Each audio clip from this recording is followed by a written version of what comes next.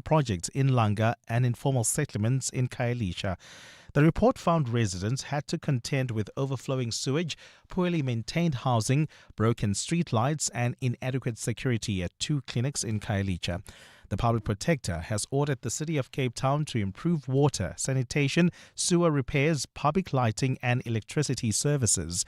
Ntutuzelo Nene reports. National Treasury has also been instructed to review whether the current funding model gives municipalities enough resources to tackle infrastructure backlogs. Water and Sanitation MMC Zahid Badruddin says the city has already resolved most of the issues raised in the report. We further confirm that basic services are indeed provided on schedule at the N2 Gateway development, that the security measures are in place at the clinics, and that the 10 families that have been relocated as a result of a sewer collapse in Khayelitsha receive basic services. While the city has cited budget constraints and aging infrastructure for some of the shortcomings, the public protector says these cannot be used as an excuse for failing to provide basic municipal services. Ndutuzelo Nene, Eyewitness News. Meanwhile, in Gauteng, the Lesedi local municipality is urging residents not to panic after National Treasury froze its budget allocation.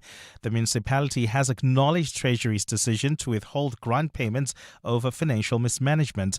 While it hasn't explained how it will plug the funding gap, the Gauteng government yesterday decided taps will stay on while the municipality deals with its debt to Rand Water. 2 people died last week in Ratanda during protests over water outages.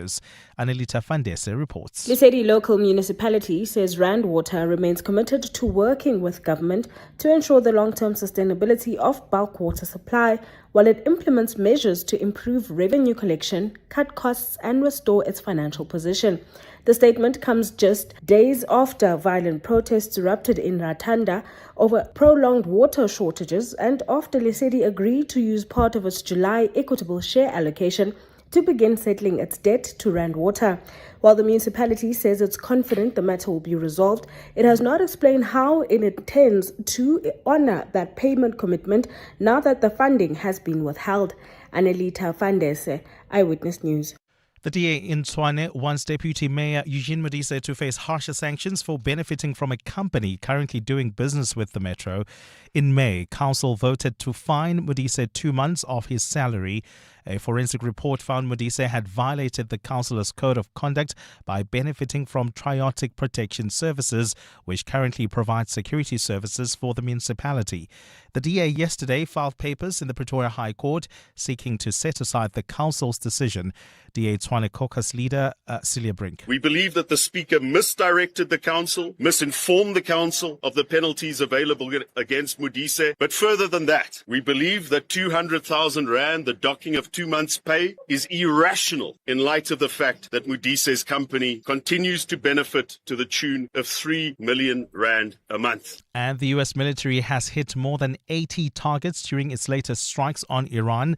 This has been confirmed by its central command, saying it was in response to Tehran's attacks on 3 ships in the Strait of Hormuz. It says the targets included Iran's small boats in and near the strait. The sudden flare-up has stoked concerns about peace talks between the foes as they look to end their conflict and fully reopen the crucial waterway. Iranian state media says the strikes hit Kashim Island, Bandar Abbas and Sirik in the east of the country, where people have been injured by shrapnel. Iran's foreign ministry has accused the U.S. of repeatedly violating a memorandum of understanding agreed between the two sides and threatened to take decisive measures to protect its interests and national security. The strikes come shortly after Washington revoked a temporary sanctions waiver for Iranian oil. U.S. President Donald Trump criticized NATO for not supporting Washington in the war. He was speaking at the NATO summit in Turkey yesterday. I was very disappointed with NATO, and frankly, if it weren't held in Turkey, where my friend happens to be a very strong leader, a very strong person, it's possible that I wouldn't have attended. Gold is trading at $4,105.70 an ounce. The rand is at 16.32 to the dollar, 21.79 to the pound, 18.62 to the euro. Brent crude oil is at $75.94 a barrel. And in the traffic, we've got delays on the N3 North. This is just as you approach the Geldenhuys interchange. That's due to roadworks there. And then traveling in Eldorado Park, do expect delays just as you approach the Golden Highway. That's due to roadworks along this route. And in your sport, Argentina scored 3 goals in the last 12 minutes to come from 2 goals down, beating Egypt 3-2. Argentina will play Switzerland in the quarterfinals. They needed penalties to beat Colombia after a goalless game. Coco Gauff and Novak Djokovic are through to the Wimbledon semi-finals. And India suffers the biggest defeat in T20 cricket, going down to England by 125 runs. A fine day in store for Gauteng. Johannesburg starting at 3 degrees, peaking at 21. Pretoria 2 and 22. Vereeniging -1 and a high of 20 degrees. The top story in EW and the SAWA. The public protector says service delivery failures in parts of Cape Town have exposed deeper problems with the way municipalities are funded. EWN, in touch, in tune and independent. For the latest, visit ewn.co.za or download the EWN app. We're calling on Joburg to walk the inner city with us. In 702 Josie My Josie, walk the talk. Babize bonke. Enter now on primemediaplus.com. This is Breakfast with Bongani Bingwa On 702. Let's walk the talk. 7 minutes after 6, welcome to the program. It's Wednesday, the 8th of July, the year of our Lord, 2026. My name indeed is Bongani Bingwa. It's the Wednesday feature that we always have, of course, is the Africa Report. And today we're talking about South Africa's migration tensions. Could they strain relations between Pretoria and the rest of the continent? How much will all of this lead to diplomatic isolation for Pretoria? What does that mean for its ambitions on the continent and indeed on the global stage? That's a question we're going to be asking with an expert who really knows about this stuff. He is an expert in transitional justice and a conflict and security analyst. And then our big interview this morning, it really is about a heartbreaking story. What are students told? Study hard, get a qualification, you will find work, you will build a better life. But for so many, that promise at times feels uncertain. And here's a growing problem. Across the country, gambling is becoming a growing concern for students, particularly online betting platforms, which are easily accessible and often just a click away. Students who sometimes don't have money for books, who don't have money for food, who don't have money for transport, who must send some kind of remittance. We don't appreciate how many students come from rural areas where there is no food back home, where there are hungry mouths, big eyes, staring, hoping for some kind of mercy. And that money goes towards helping their families instead of their studies. And what seems like an easy option? Gambling. This is Breakfast with Bongani Bingwa On 702. Let's walk the talk. We'll be speaking to the president of the South African Association of Senior Student Affairs. That's Jerome September, who's also the Wits University Dean of Students. And it's a really growing problem because many of these students are facing all kinds of pressures, even those who are perhaps on NSFAS funding, particularly, of course, when the money doesn't go directly to the students. They are hungry. The families they've left back home are hungry. There's money for accommodation that is required, at times money for transport, and they turn to online gaming, and that seems to be a solution for them, and it's a real problem. You're with Bongani Bingwa. 702 weekday mornings, 6 to 9 a.m. 10 after 6. I'm not alone, of course, as always. There's an entire team of producers and people helping to put the show together. And in the studio with me are my two colleagues, Amuramila and, of course, Muteo Khwaripa. A very good morning to you two. I've got a shout out. I want to know from you, when people repeatedly fail to meet your expectations, how quickly should the benefits, including access to you, stop? Where's the line between giving people a chance and another chance and another chance and keeping them accountable? Do you ever say, I'm not going to help you because nothing is changing? We've tried this, we've tried that, and you don't seem to be interested in change or willing to change, and it all stops now. When do you get to the point, to that point? Can you withhold support from someone as an act of love?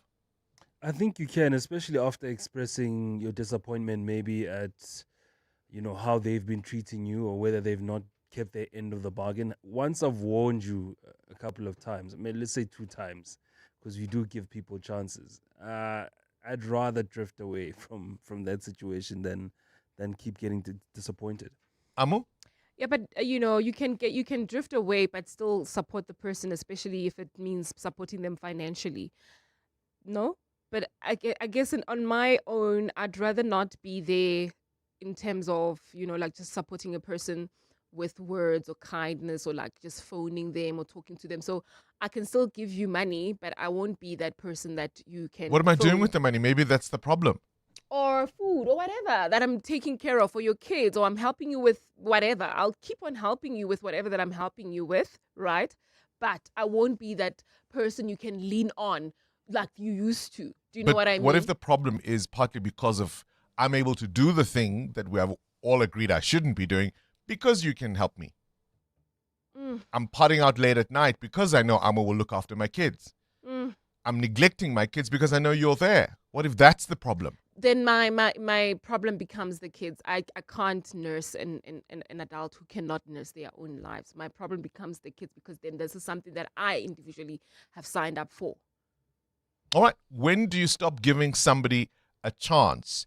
And can withholding support be an act of love? We'll tell you why we're asking coming up. Let's walk the talk. 702. I don't know if you watched the game last night.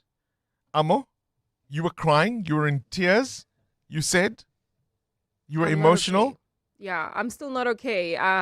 Argentina versus Egypt. Football will hurt you, and certainly FIFA will hurt you. Listen, I thought Argentina played really well in the second half. I thought Messi was the Messi we all expect him to be. And Muteo, would you agree with me? I thought Argentina had a really, really good player in that ref, eh? A couple of decisions I didn't agree with, but I think Egypt played really well for about 80 minutes. But as long as Messi's on the field, it's never really over. Because even the guys around him believe something can happen. And look, it came through yesterday. It was a brilliant 10 minutes that Argentina played. And, just Egypt didn't have the answers for that. Yeah, but if they were 3-0 up, as they should have been, if that penalty had been given, as it should have been. I mean, you said this to me off air before we went on, that if that foul had been on Messi. Yeah, if that wasn't Mo Salah, if that was Messi falling in the penalty, definitely going to be given. Given. Right? I do feel like Egypt let it go. Do you know what I mean? Because when the first foul we saw, when in the first half, I think the Argentinians, they denied that goal that went in for Egypt. They contested. They said no. They stopped the play and said no. You have to go back to that foul and look at that goal. It wasn't supposed to be given, and the goal then was taken off. No, they tried to do that. The ref just didn't listen. No, I didn't think. You watched the game. They tried enough. If you watched the game and you want to weigh in on that, we'll certainly be listening to your WhatsApp voice notes on 072 702 1702. Breakfast with Bongani Bingwa on 702. Let's walk the talk. Now, why are they talking about me? Why are they talking about me? That's the question the EFF leader, Julius Malema, would no doubt want to know from the Madlanga Commission of Inquiry investigating allegations of criminality within our law enforcement. This, of course, as the Commission heard evidence that the suspended Crime Intelligence Deputy Head Major General Feroz Khan used the EFF leader, Julius Malema, to advance his agenda in Parliament. Have a listen. Lams, bro. Juju called me now. He says that your things are coming along very, very nicely. It's moving along very rapidly. But just give him some time, but it's going to happen for sure. So, Mr. Sayed says to General Khan, Juju called, your things are coming along. It's moving along very nicely. It's going to happen for sure. General Khan thanks him, says much appreciated. And then on the 22nd of September, Mr. Sayed sends another message from Mr. Malema to General Khan, and this clearly relates to the disciplinary issue, and it's at the foot of 6417, and he says, Brew, I forgot to tell you the Jew called me, said that you will not ever resign, no matter what. This is a fight, and we will emerge victorious. Evidence leader advocate Matthew Chalskason presenting WhatsApp messages alleging that essentially parliamentary questions for the former Inspector General of Intelligence, Dr. Isaac Dintwe, were drafted by Khan, sent to his associate Mohammed Mo Sayed, and then passed on to Malema. And the idea was to trap Dintwe into saying something that was untrue and therefore say, you lied to Parliament, and in that way get rid of him. Of course, all of that Julius Malema denies and says he doesn't understand why Feroz Khan and Syed were having these conversations and mentioning his name. Somebody who was watching all of that for us at the Commission is our EWN reporter, Alpha Ramoshwana, who has graciously agreed to wake up early for us. Alpha, we always appreciate your time. Just give us the lowdown, if you will, the boom, boom, boom of what was being alleged there. But it's extraordinary that this political leader of one of the biggest parties in South Africa has been caught in the crossfire of all of this. Yeah, good morning, Bongani. I think it's going to be a difficult one for the EFF and their leader, Julius Malema, to try and explain. And really, when he was given an opportunity to defend himself through a written statement to the Mazanga Commission, he said he did not see a need to respond to many of the allegations that were raised or that we heard at the Mazanga Commission of Inquiry yesterday in a very brief written statement to the Commission, saying that these were chats between businessman Mo Sayed and General Feroz Khan, and sees no need to respond to many of the allegations because he does not know if those chats are even real. He only responded to the issue of Inspector General of Intelligence Isaac Dintwe and said that he did not plot with Feroz Khan to have him removed from his office, from his position at the time. So that is the only issue that Julius Malema refused and denies. You would remember that he sent those questions, Khan sent those questions through Syed to Malema so that they can be asked in Parliament to allegedly try to trap him and remove him from his position at the time. But really raises a possible quid pro quo between, Julius Malema and Feroz Khan. Advocate Matthew Chalskason even describing it as Khan asking Julius Malema for illegal favors. As a senior police officer like General Khan knows the methods or the official channels to use when you want to get someone to account, someone of from law enforcement to account to Parliament. He knows the official channels that exist, and there was no need for him to go through the EFF leader in a manner that the Commission says is problematic. But Julius Malema says he has sources from all over the place. Some sources are covert, some sources come to him publicly, and basically doesn't see anything wrong with getting confidential information, confidential state secrets, confidential state documents, so that he can advance his work in Parliament. So the EFF leader really doesn't see any wrong in what was happening. And it's not the first time we've heard a politician say that, right? People come to me and give me this information, right? But twice now we've been told Malema has tried to protect Khan. First during the 2021 disciplinary process he was facing, and more recently in the ad hoc committee looking at the same irregularities, or at least alleged irregularities, as far as law enforcement is concerned. And Malema, in his explanations, of course, says it's on the record that not only his party, but even his family were the recipients of largesse from what are essentially cigarette smugglers. Yeah, the EFF really has a history with cigarette smugglers, or alleged cigarette smugglers, people who funded the political party. We've seen written statements saying that the EFF received 650,000 rand during its inception from alleged cigarette smugglers, including Mo Sayed and Mazotti, to start the political party. And he has never denied this, and he's been very upfront and forward that they did receive that money. But he cannot confirm or deny if these people are doing anything wrong. He's not aware of any illegality or alleged smuggling that they have been doing. So the EFF leader has confirmed receiving that money, but doesn't see anything wrong with what the people who fund the political party have done in the past. So it raises questions about the EFF and some of the money that it accepts. But the big question now, Bongani, is will Julius Malema be called to present himself to the Madlanga Commission of Inquiry so that he can answer some of these questions? I think that is the big question and what's going to be interesting to see over the next few weeks. Alpha Ramachan, appreciate your time. Thank you for giving us an update on that. Of course, Major General Feroz Khan, amongst other things, is accused of knowing about what Mohammed Syed, this is the Carney Links executive, was doing to try and to eliminate competitors in the illicit tobacco trade. And these are the people who are having exchanges saying Julius Malema is their guy. 702. More than a radio station. Let's walk the talk. 21 after 6. Mattel, you've got a question of your own? Yeah, I want to know this morning, what's the harshest money lesson you've learned the hard way? Ooh, compound interest. Yeah, that's I know what that means. That's not a fun Now one. I know what compound interest means. All right, we'll find out why you're asking coming up. 702. Weather. This EWN weather brought to you by Samsung Air Conditioners. Stay warm your way. Now, what conditions can you expect in Gauteng a little later today?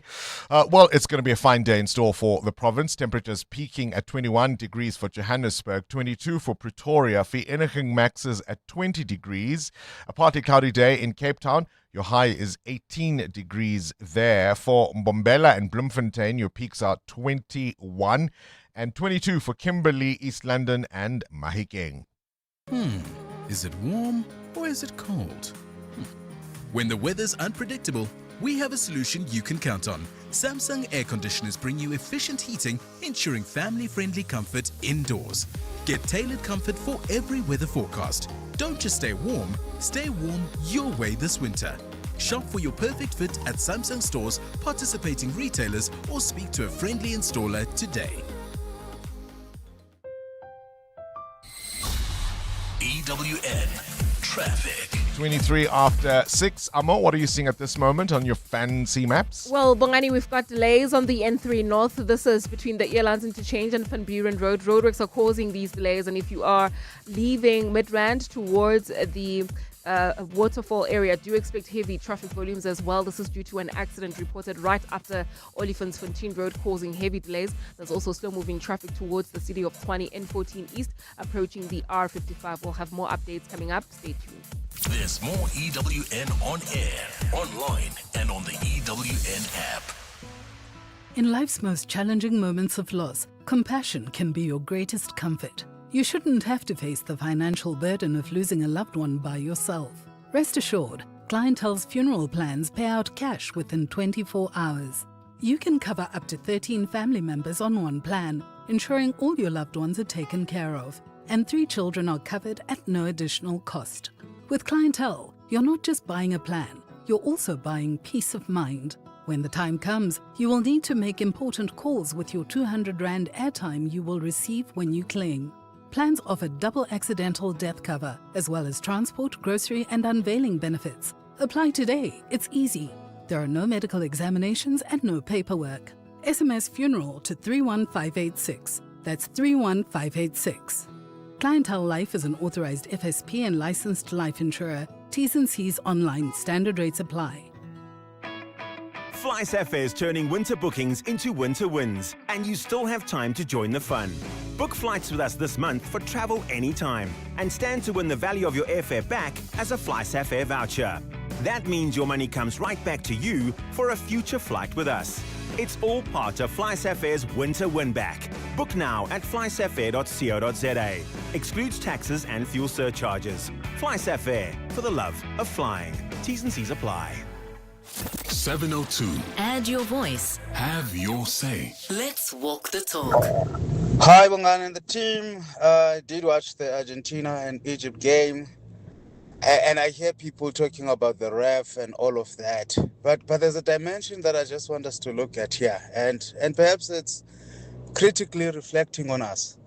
I've seen how the African sides, there seems to be a challenge in defending a lead. I think the same happened with Senegal. The same happened with DR Congo.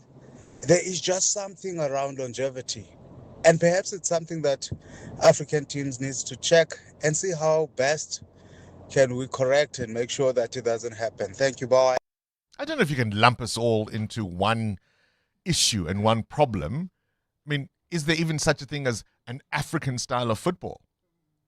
I think you can say there is, but you can't say, I mean, you're telling me there are teams from Europe that have never lost leading a game? But also, I mean, even if there is, and I think that's a stretch already, I mean, you can't say Senegal, Egypt, and South Africa play the same way. No. Because they're all from the same continent. So I don't know if you can lump them together in that way. But it's an interesting observation. Start your day with Bongani Bingwa on 702. Let's walk the talk. What you need to know at this hour, the family of Mthokozisi Ntumba, you'll remember him, of course. He was killed in those protests in Braamfontein. Well, the city of Joburg has now decided to rename a street in Braamfontein in his honor. The family says they welcome this as a meaningful tribute to his memory, but they remain deeply concerned that justice has been delayed because their civil case against the police has been facing repeated postponements with no trial date yet set. But De Beers Street is what will now be named after Mthokozisi Ntumba. A former IT installer who lost his leg in a 2019 hit-and-run accident has attached the road accident fund's assets after it failed to pay him more than 5.4 million rand, awarded by courts for his injuries and loss of income. The items taken include vehicles, laptops, office furniture, water dispensers, telephones, and other equipment, which will be auctioned to try and recover the debt if the payments are not made. At least 11 people have died and more than 300 others have been injured after severe thunderstorms and flooding and a rare tornado struck central China. Adam Gilchrist will give us more details about this in the Worldview, but if you've seen the visuals, they are absolutely horrifying. On this day, 1972, Lean on Me by Bill Withers reached number 1 on the US Billboard Hot 100. It was his only chart-topping hit, and it was inspired, he said, by the close-knit community that he grew up in, and the song celebrates friendship, support, and resilience. 50 years later, it's one of his most beloved and enduring classics. And I'll be your friend. I'll help you carry on, for it won't be long till I'm gonna need. Who do you lean on? Who do you lean on? Who's your support system? Is it your faith? Is it your family? Is it your friends? Is it therapy?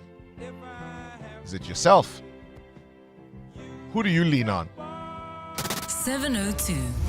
The newspapers. Fisa, I know you've turned to AI and ChatGPT from time to time. Lord Christ, my Savior. Thank you very much. This is ChatGPT replies, hey. Bongani, good morning. In China, young people, Gen Z in particular, are spending their money on what they call spiritual luxury. Think crystal bracelets, lucky charms, and other jewelry. These are marketed as products to ward off terrible bosses at work, for instance, and sales of crystal bracelets jumped over 300% last year alone. We're talking Cartier bracelets. They're saying they're using this to protect them from misfortune, and they're actually buying these products. Cartier, so many elements wrong with that. I'll stay with the same theme. A story in The Citizen today. In fast secularizing South Korea, Buddhism is regaining popularity thanks to a hip trend wooing Gen Z with festivals, fashion, robots, and DJs, even as traditionalists fear for the fundamentals of the faith. And I want to know, can you make religion cool? You know, pastors rapping, fashionable pastors in churches making religion, about fashion, about festivals, DJing, mfundisis. Can you make religion cool? EWN Business. You can certainly make business cool. That's what Mutero Haripe does. And you're asking us the question about harsh money lessons we've learned the hard way, whether it's about debt, poor planning, earning, spending more than we earn. What prompts the question? Well, Bongani, National Treasury is reminding local municipalities that money does not grow on trees. The department is temporarily withholding the July equitable share of funds to about 70 municipal. Can I interrupt you? Yes. Money does grow on trees. No, it doesn't. It's paper. It does not. Paper. It does not. At least the physical money grows on trees. You can't turn around now. It does not grow on trees. Across all 9 provinces, in an effort to instill fiscal discipline and ensure that public money is properly managed, the manager of the National Purse says affected municipalities were given advance notice and opportunity to explain why their funding should not be withheld. Now, Treasury says the temporary withholding of funds comes after ongoing failures to comply with the Municipal Finance Management Act, despite years of guidance, training and support. Many of the municipalities have failed to adopt funded budgets, pay creditors on time, investigate irregular spending, recover losses where appropriate, and take disciplinary action against those responsible. So they do things like not pay SARS, they don't pay, pension contributions, they don't pay suppliers on time, things like that are being marked down by Treasury. The highest number of affected municipalities are in the Free State with 16, Northwest with 12, and the Northern Cape with 11. Now, due to the arrears owed to Eskom, about 110 billion rand, Eskom has targeted defaulting municipalities. Several municipalities have been instructed to sign distribution agency agreements to allow the national utility to manage electricity collection directly, because municipalities just can't manage. The money. Treasury will hold a press briefing this morning to further unpack this particular decision. It's also why we were asking the question about withholding support from a friend you've assisted over and over who refuses to change. Where's the rand? 16 Rand 27, stronger this morning than the dollar at 18 Rand 57 against the euro, doing really well this morning in some strength. Looking at the pound at 21 Rand 72, they're also in the good this morning. Price of gold at $4,122 an ounce, while platinum is down 0.5% at $1,637. Brent crude at $76 a barrel. More business after 7. So, okay, stay with me. As National Treasury withholds monies from the municipalities, Sfisa Zulu, the public protector, says, give them more. Yeah, that's right, Bongani. And this statement was prompted by the City of Cape Town welcoming the Public Protector's directive to National Treasury and the Department of Human Settlements to provide greater support to municipalities delivering basic services. The city was responding to Public Protector Kollega Galega's report into conditions at the N2 Gateway housing project and the relocation of families in Khayelitsha and safety at 2 municipal clinics. The report found shortcomings in dealing with sewage overflows, neglected municipal housing and broken street lights. It's also instructed National Treasury to review whether municipalities receive enough funding to tackle growing infrastructure problems. While acknowledging the city's cooperation and progress in addressing many of the concerns, the Public Protector says residents cannot continue to be denied their constitutional rights to basic services. City of Cape Town's Water and Sanitation MMC Zahid Braduddin says some of the issues have already been addressed. We welcome the Public Protector's emphasis that the City of Cape Town has worked closely with our office to ensure that all matters have been attended to. The DA wants Tshwane Deputy Mayor Eugene Modise to face harsher sanctions for benefiting from a company currently doing business with the Metro. In May, Council voted to fine Modise 2 months of his salary. A forensic report found Modise had violated the councillor's code of conduct by benefiting from Triotic Protection Services, which currently provides security services for the municipality. The DA yesterday filed papers in the Pretoria High Court seeking to set aside the council's decision. DA Tshwane Caucus leader Celia Brink. We believe that the Speaker misdirected the council, misinformed the council of the penalties available against Modise. But further than that, we believe that 200,000 rand, the docking of 2 months' pay, is irrational in light of the fact that Modise's company continues to benefit to the tune of 3 million rand a month. And the death toll from a landslide in China's northwestern Gansu province has risen to 21. Rescue teams rushed to the site of the landslide that buried at least 33 people yesterday. Yesterday's landslide occurred the same day that the intense storms of southern and central China killed around 17 people and injured hundreds more. Tens of thousands of people were also evacuated across the southern region, where around 40 rivers and waterways flooded and torrents of water breached a reservoir dam, and this was reported by the state broadcaster CCTV. A fine day in store for Gauteng here at home. The temperatures are at lows of -1 and 2 degrees, peaking at highs between 20 and 22. And in the traffic, we've got delays on the N1 South. This is in the Midrand area due to a major accident scene right after Olifantsfontein Road, causing delays from Samred Road. There's another accident scene reported on the Maikwa North in the Houghton area. It happened right near Glenhove Road. It's causing delays from Houghton Drive. The top story this hour, the City of Cape Town says it's welcomed the Public Protector's Directive to National Treasury and Human Settlements Department to provide greater support to municipalities.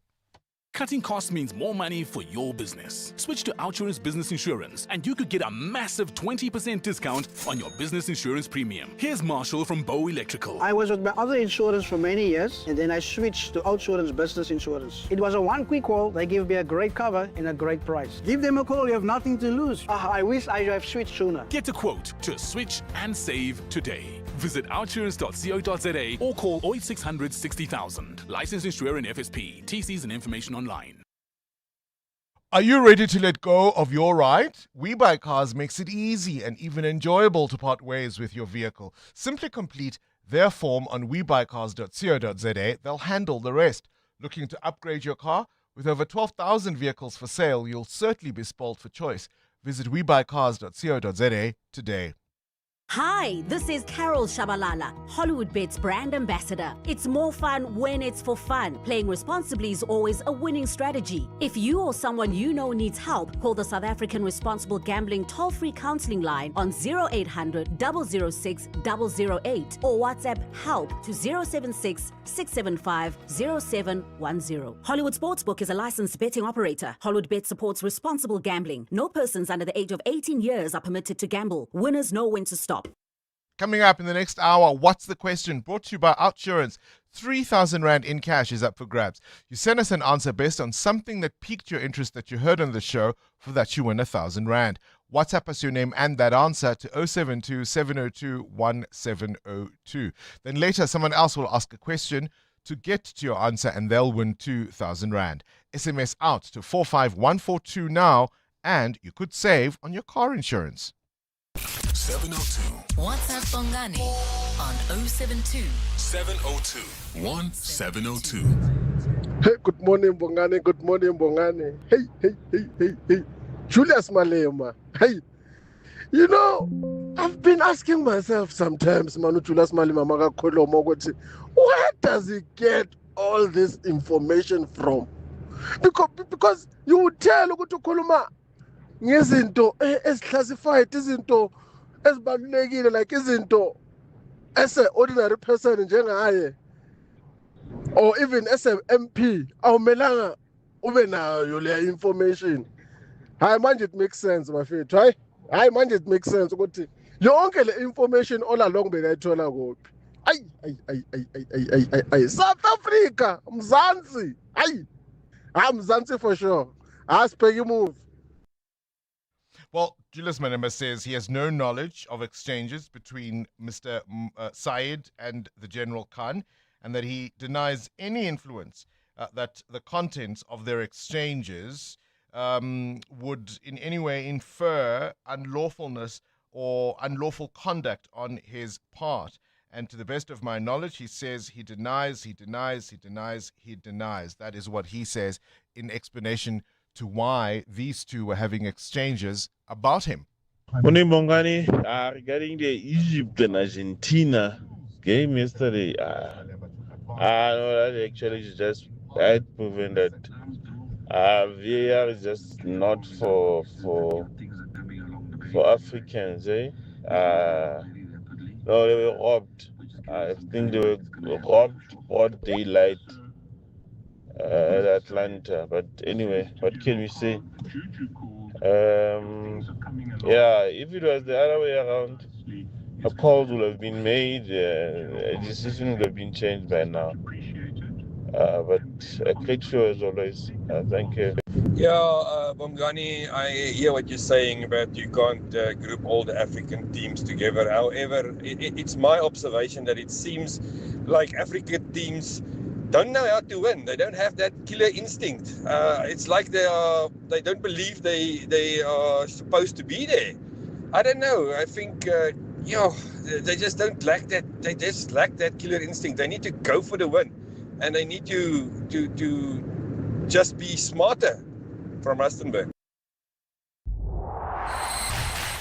EWN Sport. Well, somebody who knows all about that will certainly be Cindy Paluta, giving us the latest from the World Cup. What a game last night. Hey, Cindy. Oh, my gosh. Please tell me you were glued for the full 90 minutes like my whole family was. Listen, I thought that the ref played really, really well for Argentina.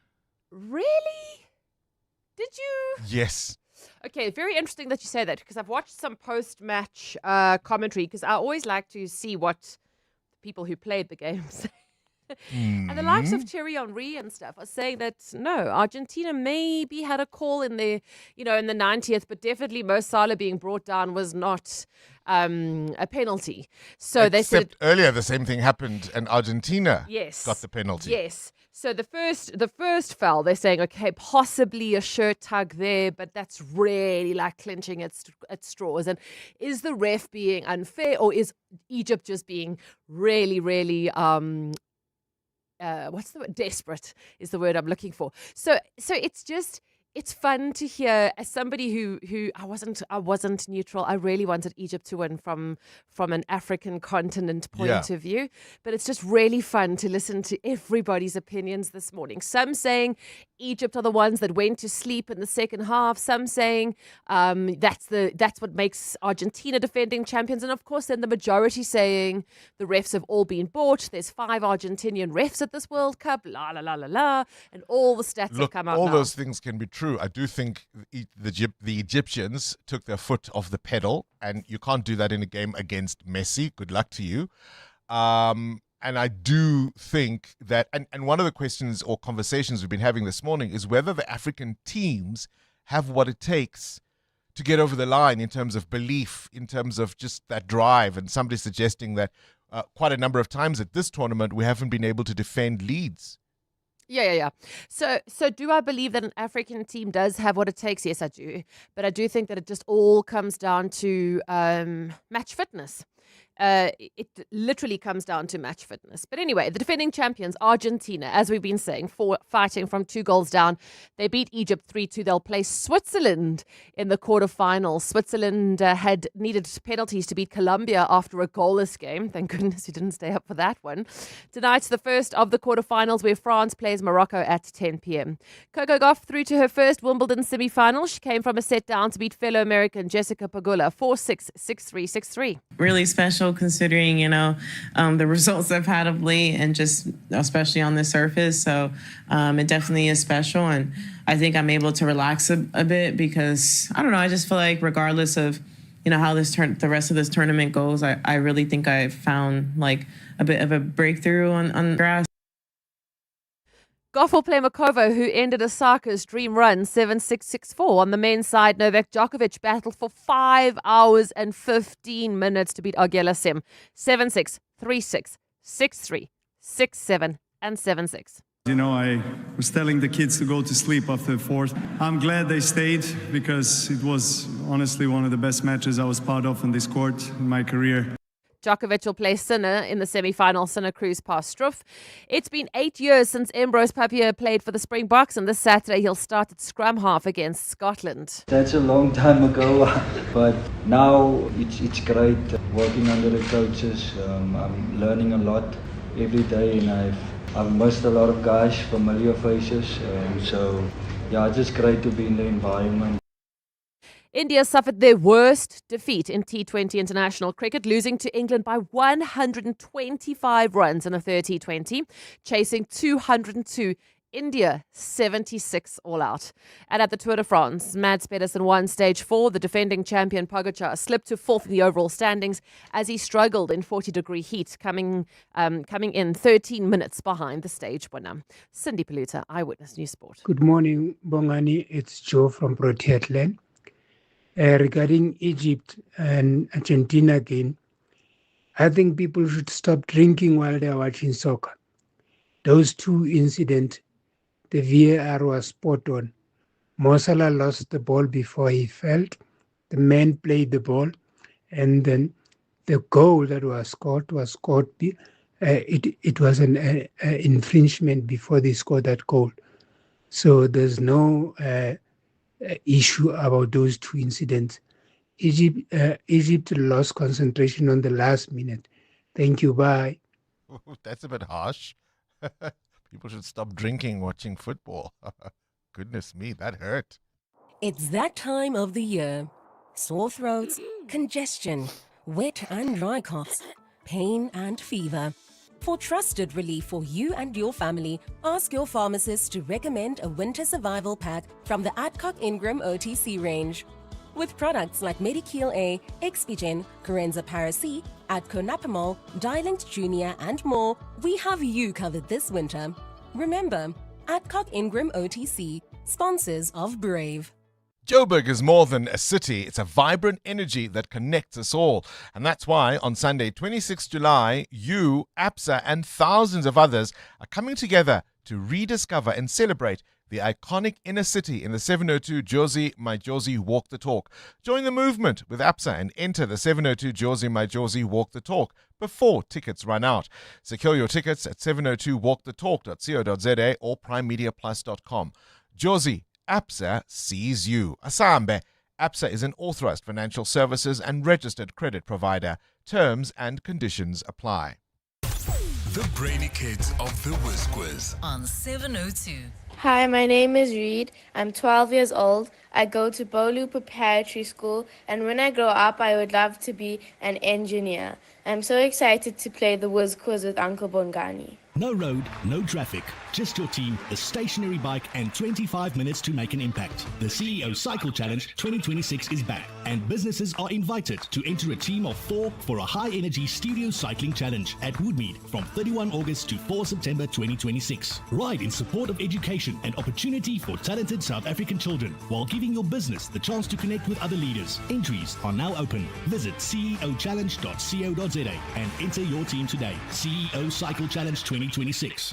It's always the same with you. I want this, I need that, and somehow I am always the one paying for it. I think we need a little time apart. Not forever, just long enough for me to build some interest again. After all, distance makes the funds grow stronger. Give your money time this July savings month. Open a Nedbank 32-day notice account on the Money app and earn up to 7.55% interest with 0 monthly fees. Go to nedbank.co.za. See money differently. Nedbank. We're a licensed FSP and registered credit provider. T's and C's apply. Right, gang. Are we all in? Liam? Here. Ethan? Here. Andrew? Here. Luca? Yeah. Amelia? Yeah. Violet? Yeah, Mom. Introducing the Chungun CS75 Pro. A powerful turbocharged engine, modern safety features, and room with 7 seats. For everyone. Hey, that's not everyone. You forgot Choppy, Mom. Oh, Choppy. The all-new CS75 Pro. Chang'an. Driven to evolve. 702. Coming up at 7:15, the big interview. EWN Traffic. All right, the CW and traffic brought to you by Outsurance. SMS out to 45142 now, and you could save on your car insurance. If you don't, you can ask them for 500 Rand. There's a crash on the N1 South. Amo? Yeah, that's correct, Bongani. That's in the city of Tshwane, right near the mainland area, Grasfontein Road. It's causing about a 20-minute hold-up coming out of the Proof Plus interchange. And, of course, if you are traveling on the N1 South towards areas like Waterfall as well as Midrand, we've got heavier traffic volumes. This is due to another accident that happened right near Olifantsfontein Road, causing heavy delays as well. One last accident scene that I want to warn you about is along the Makwan North. It happened right near Glenhove Road. It is causing about a 15-minute hold-up coming out of the Kilani Bends. We'll have more updates, to stay tuned. There's more EWN on air, online, and on the EWN app. Clever excuses for being late, number 93. The GPS language setting mysteriously changed to Greek. Fortunately, with the Outsurance pointsman on the roads, you no longer have to come up with creative excuses for being late. The Outsurance pointsmen have been easing traffic congestion so we all get to where we need to be quickly and safely for the past 20 years. With Outsurance, you really always get something out. In partnership with 702, Outsurance is a licensed insurer in FSP. Lace up your tackies and join Proudly South African at this year's 702 Walk the Talk. So whilst you're soaking up the G's, swing past their activation to cool down, to say how's that to your favorite mascot, Lolo Warona, and celebrate 25 years of choosing local, because every time you buy something that's loved here, made here, you're backing local businesses, supporting jobs and helping South Africa grow. Proudly South African, 25 years of choosing local together. Peregrine Capital presents Brian Habana's Count to 100. In my journey to 100, it started with my first cap, then my second, 10th, 50th, 90th, 99th. Brian Habana, his 100th international test. You get to 100 one decision at a time. For 28 years, Peregrine Capital has applied that same discipline to turn 1 million Rand into 100 million. Peregrine Capital. Invest in performance. An authorized FSP. Past performance non-indicative of future performance. T's and C's apply. Winter Survival Kit 101. 7 blankets, check. 4 jerseys, check. 3 pairs of socks, check. 2 pairs of shorts, check, check. Or hear us out, you could just visit Chamberlain. Join us for our winter savings promotion from 18 June to 12 July and get everything you need to make winter a little warmer. From heaters, firewood and anthracite to geyser blankets, paint and insulation. Plus friendly advice, helpful service and jog dog food for only 398 Rand. Less shivering, more living, much better plan for the whole family. Chamberlain, famous for hardware since 1903. Who is the whizziest of them all? It's the Whiz Quiz on 702. All right, coming up, we're scheduled to speak to Piers Pigu, our expert, and we wanted to find out how much the recent anti-migration sentiment in South Africa has complicated diplomatic relations with the rest of the continent. And of course, it comes as Ghana and South Africa are now disputing details over a high-level meeting that was planned between the two countries. Ghanaian media and government officials are saying that Accra has deferred or declined a presidential visit by President Ramaphosa in protest of recent violence in South Africa, and our presidency says that visit was never on the table, therefore not rejected. So that was one of the issues we had hoped to speak to Piers Pigu about, but he's lost his voice. He's lost his voice, poor man. And there's not much we can do about that now, is there? In the meantime, let's play the Whiz Quiz.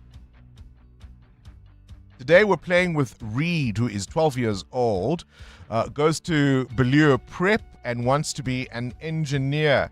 Reed, I'm told this is the first time you are playing, so on a scale of 1 to 10, how nervous are you? I don't know, maybe 8. 8? Okay. Well, let's hope you get at least that number of questions right. Hey, Reed, good luck to you. Yes. All right, here we go. KG, start the clock. Which one of the big 5 is known as the king of the animals? The lion. Correct. What is 19 plus 20? 29. 39. Oh, 39. In the Disney movie Frozen, what color is Elsa's dress? Blue. Correct. The saying, take 5 means take a short what? A break or a journey? Break. Correct.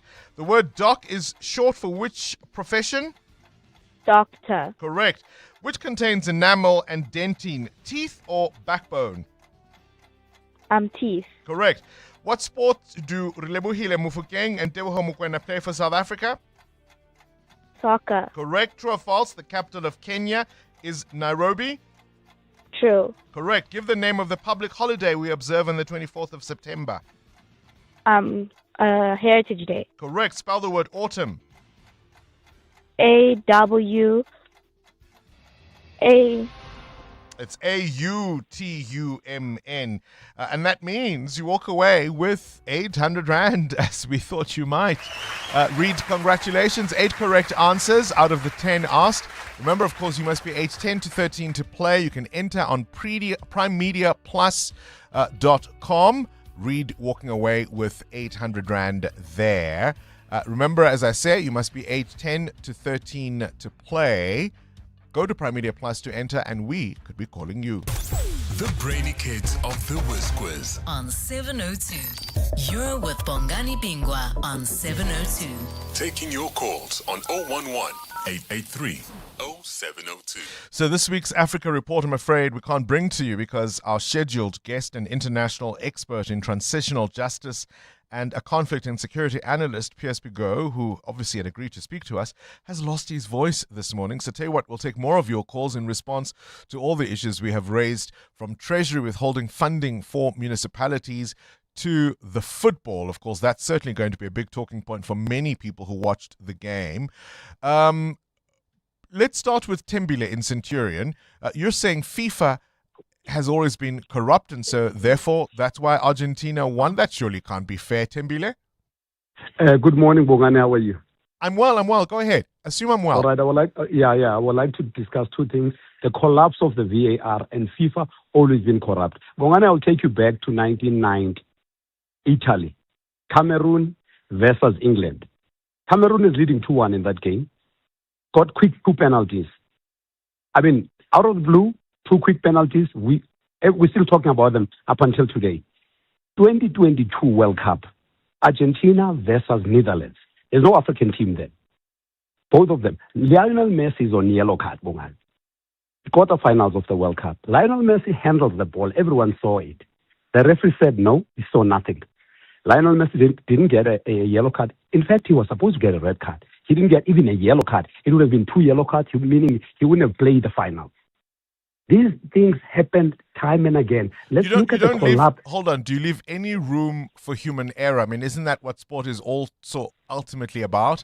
That despite the play, sometimes human error gets in the way? I agree with you. But if you would do me a favor, after the show, go and watch that clip again. Netherlands, it happens in front of the referee. And Messi said to the referee, he went to the referee, straight to the referee and said, he didn't do anything. I think he just trapped the ball. But we all saw what happened there. Let's go back again, Bongane, to the collapse of the VAR, as I'm saying. We expected the VAR to change our game, but it's killing the beautiful football. Look at this World Cup as an example, how VAR is... We're expecting good results out of VAR. They're getting them all wrong. And you tell me, what is the point of it? I suppose, I mean, whenever things don't go the team that you support or the way of the team you support, there'll always be conspiracy theories. So you're saying FIFA always favors Argentina. I suppose we can also go back to 1986 and Maradona, hey? Look, I don't even want to go there. Is that the hand of God? That also happened. You see, it was Argentina. That hand of God. You know? Yeah. But having said everything that I'm saying about this, also African teams, we need to do better. There is no way that 4 teams lose the game in the second half, in the last 15 minutes of the game. We need to do better mentally now as African teams. In this World Cup, 2-0 lead, we threw them away. Yeah. There was one time we were leading on the 85th minute. 85th minute, you are leading 2-0. You throw that one away. I mean, yesterday we saw the mistake, the coach, what he did. Taking out Zico, where you are leading 2-0. I mean, they were a better team in the second half. I know Messi is great. He came back. Yeah. But we need to do better. Let's give others a chance to also weigh in. Pumlani, you're in Rustenburg. You've heard what Tembile has to say. What's your view? I'm near Bongana. I think people are just against Messi, you know. Yeah, it's just this debate between Messi and Ronaldo, but it's fine, you know. And I watched the game and I say the game was fair. The game was really, really fair. I don't see anything wrong. The comments that people are making, I still say the game was fair. The higher the tree, hey? That's where people will tend to criticize. Yeah. And also, Bongani, I wanted to comment on something quickly. You spoke of student gambling, right?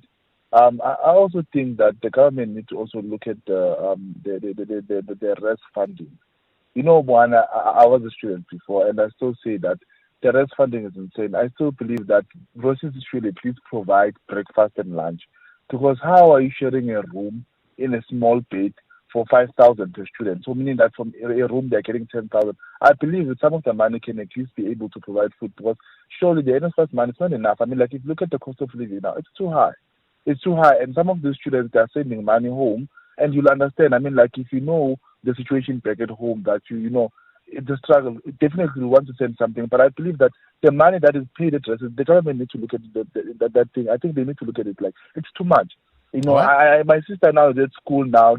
Like, we're topping up almost 2,000. Imagine he's sharing a room for 7,000. How do we share a room for 7,000? No, I think that needs to be looked at. All right. Please also, we'll be looking at the issue. I think you also heard what we're going to be doing after 7 o'clock coming up. In fact, next after this eyewitness news, we're going to be looking at what is increasingly being called not so much a crisis, but certainly an issue of concern: students and online gambling. Many who are desperate because of exactly what Phumlani has just outlined there. Competing interests for their monies are turning to online gaming, and it's hurting them. This is EWN. The Madlanga Commission is mulling over an extension for its work, and opposition parties slammed the city of Cape Town after the public protector's scathing reports. Good morning, I'm Sfiso Zulu. Talks between the presidency and the Madlanga Commission are expected to determine the future of the inquiry. The Commission wants a short extension of its lifespan to conclude the hearing of testimony and other matters related to corruption and criminal infiltration in the justice system. President Cyril Ramaphosa earlier this week said that he was pleased with the work of the inquiry and he's open to giving the team more time to fulfill its mandate. Under its current term, the Commission must conclude public hearings at the end of this month and submit its final report to the President at the end of August. Commission spokesperson Jeremy Michaels. We have a very clear idea of what it is that we want to get through over the next few weeks, and to the extent that we need an adjustment to do justice to that work that we had set out for ourselves. Of course, I can't rule out the possibility of anything else. Self-proclaimed political fixer Brian Mokgotsi is expected to return to the Johannesburg Regional Court this morning, where a trial date will be set in his criminal case. Mokgotsi remains behind bars after the court denied him bail twice following his arrest after his appearance at the Madlanga Commission. Mokgotsi has been a central figure at the Commission, where he's been linked to allegations of unlawful interference, organized crime connections, and acting as a corrupt middleman. He's facing charges including defeating the ends of justice, perjury, unlawful possession of a firearm and ammunition, and this is in connection with allegedly orchestrating a hit on himself last year. Dimakatso Leshuru has more. Brian Mokgotsi faces a lengthy jail time if he's convicted, as the minimum sentence for unlawful possession of a firearm alone is 15 years direct imprisonment. His 2 bail bids have failed after he was found to have lied about his home address and interfered with a witness through his wife to corroborate his false claims about his address. His wife is said to be facing a charge for intimidating the said witness. While it's not clear why Mokgotsi opted to give authorities 3 incorrect addresses for his bail application, the state says this makes him a flight risk, as they wouldn't be able to find him should he abscond. Dimakatso Leshoro, Eyewitness News. Opposition parties in Cape Town say the public protector's findings on poor service delivery in parts of the metro confirm what communities have been complaining about for years. The report found residents in areas including Gwalanga Flats and Kailicha have been living with overflowing sewage, poorly maintained housing, broken street lights, and inadequate security at health facilities. The ANC and Build One South Africa are now calling on the city to urgently implement the Public Protector's remedial action. Lauren Isaacs reports. ANC Ward Councillor Lwazi Bakade says the report exposes a failure by the DA-led city to prioritise service delivery in some of its poorest communities.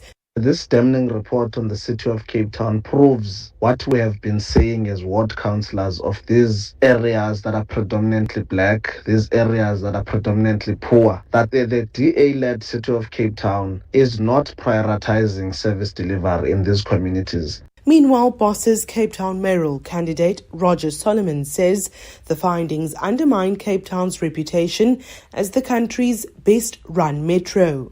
The Public Protector's investigation confirms once again what many Cape Townians know already. While Cape Town works for some, systematic failures continue to deny the most basic of services to many of our communities, especially the most vulnerable.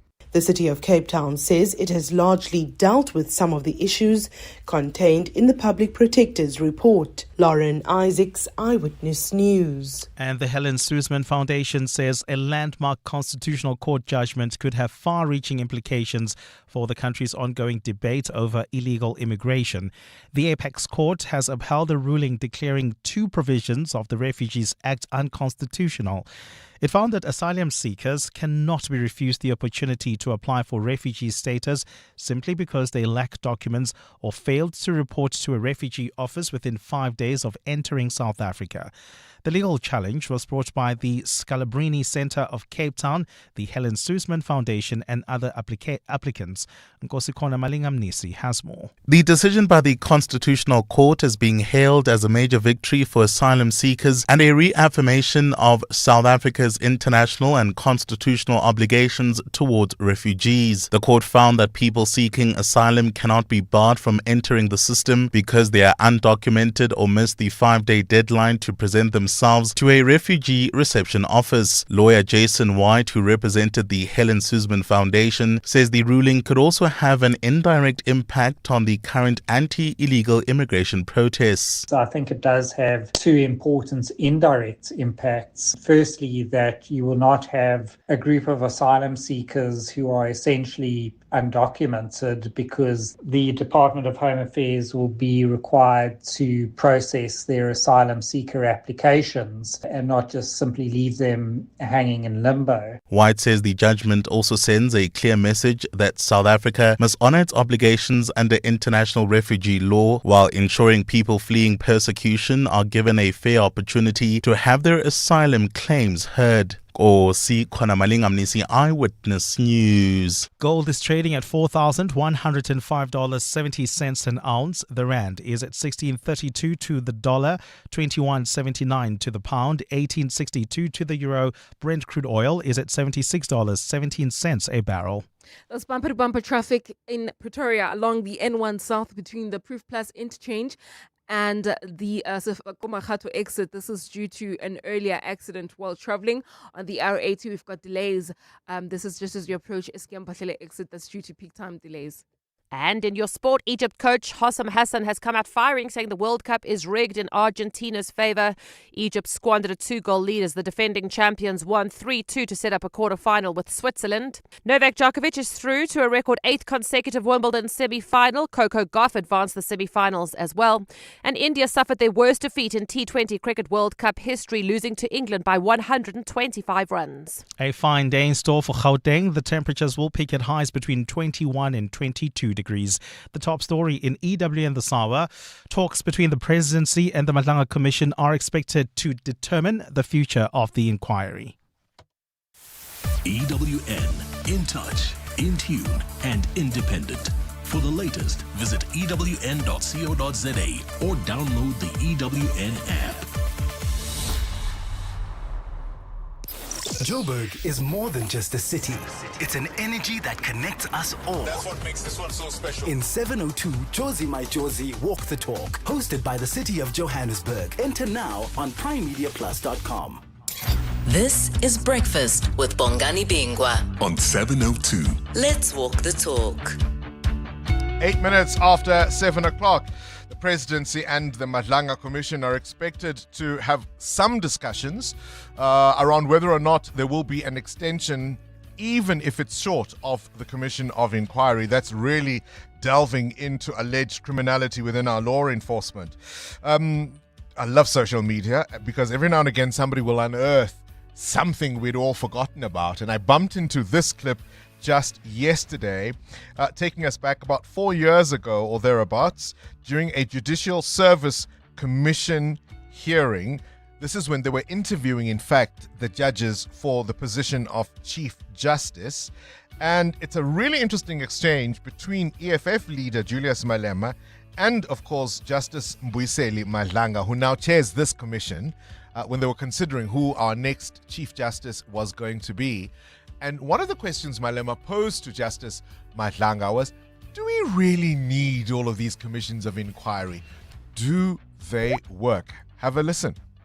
I think commissions of inquiry add value in a democratic South Africa, or is just a waste of money, or they are used by politicians to buy themselves time so that they can lull society and not be held accountable. Because I'm trying to think of any successful commission of inquiry since 1994. Successful in a sense that when it concluded its work and made recommendations, there was serious follow-up and action was taken. There's no such. And as a result, a lot of money gets to be used in those commissions of inquiry. And lawyers just line up their pockets and make money out of the taxpayer. But we don't see results. Are these things really relevant for? I know they have a space in terms of the Constitution of the Republic and all of that, but have they really added value?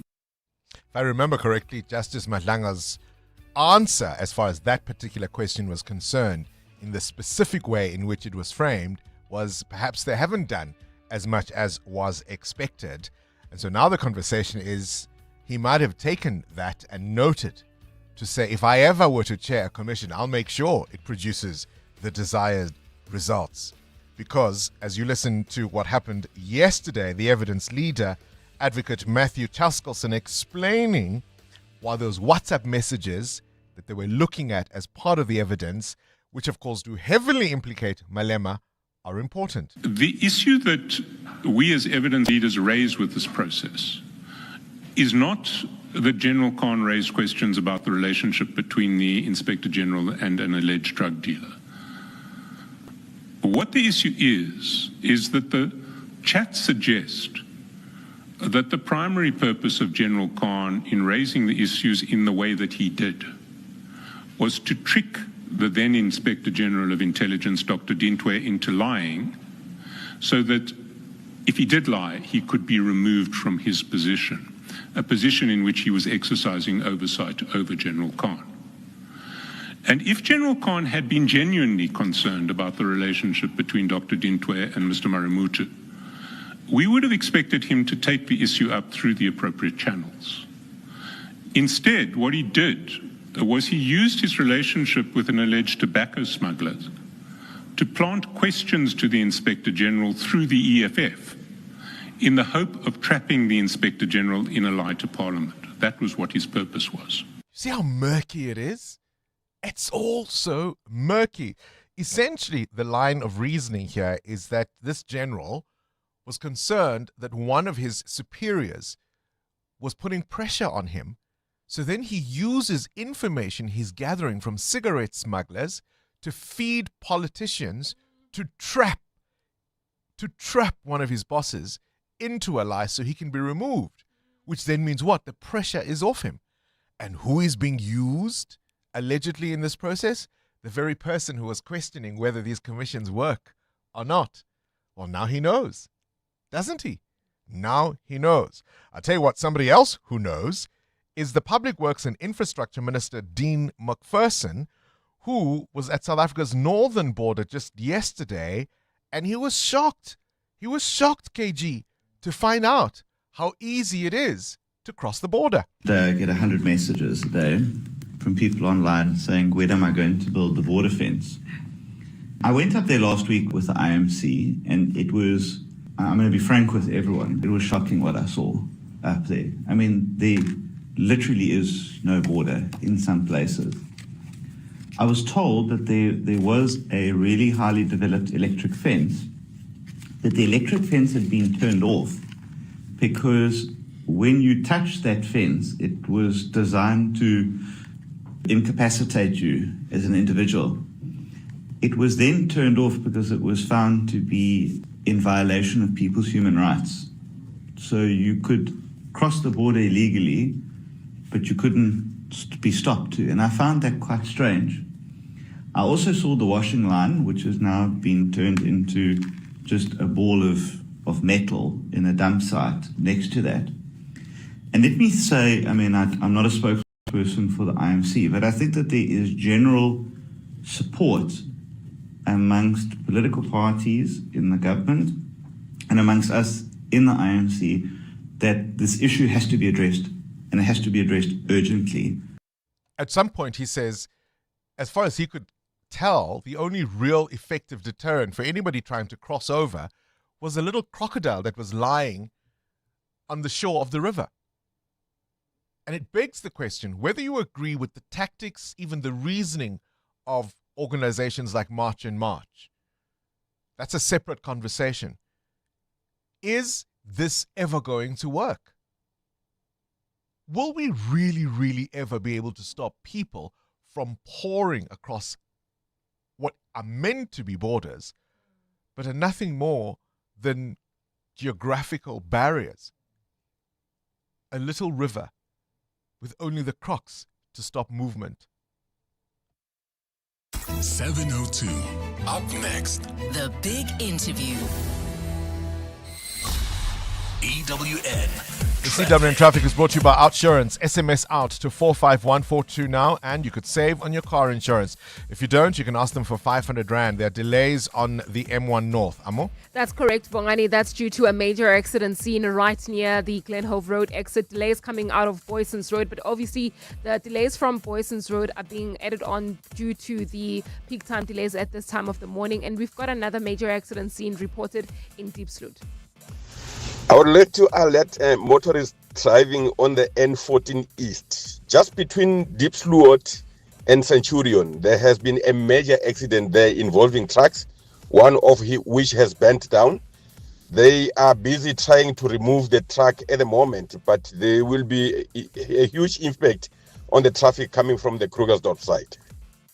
Please be on the lookout there and try to use the R511 as an alternative. More updates coming up. Stay tuned. There's more EWN on air, online, and on the EWN app.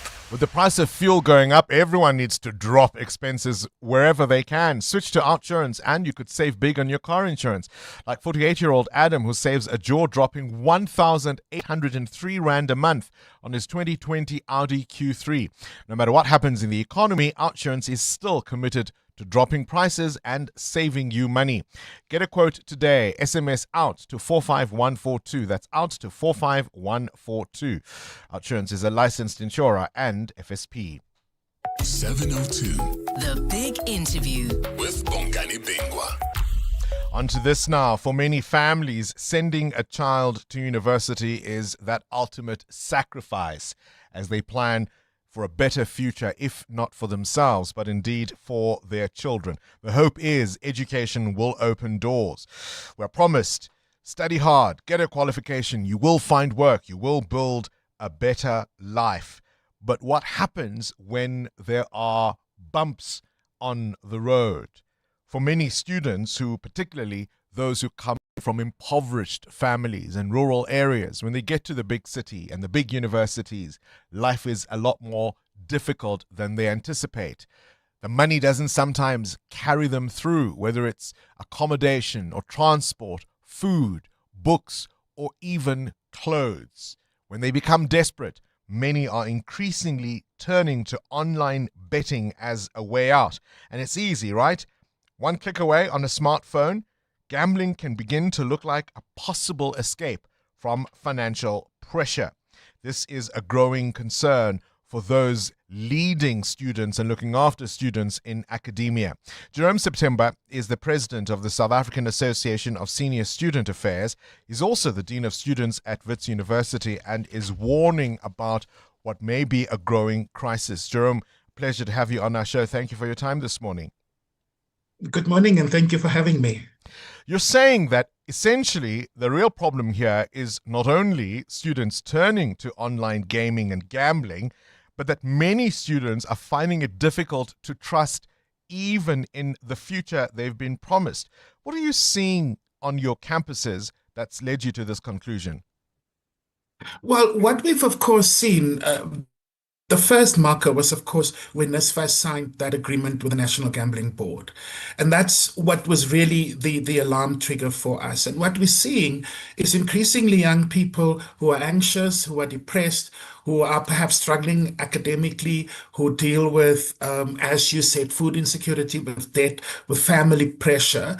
And so we talk about gambling, but that's almost towards the end of what the student is actually going through. And so by the time we see that, when we see the gambling, it's actually connected to so many other things that would have happened. So you see these promising young people coming onto our campuses who then get caught up in this. But there's two sides to this. The one is, of course, the financial, as you were saying. But we also need to understand the bigger ecosystem where gambling is being marketed as something that is attractive, that is in a culture where we talk about the hustle, the side hustle, the making it in life. It's also being presented as an attractive option for myself to think about in a context where perhaps I'm not so hopeful that I will get a job. Goodness me. I mean, and I'm playing devil's advocate here. There are people who might hear us and say, hang on a minute, we're talking about our brightest minds. Surely there's some responsibility on the person who chooses to participate in this. People might say this is just young people being irresponsible. Yes, people might, but the context is this, Bongani. Gambling in South Africa last year was a 1.5 trillion rand industry. That's the scale that we're talking about here. 65% of adults in South Africa gamble, 31% of those problematic gambling. Now you take that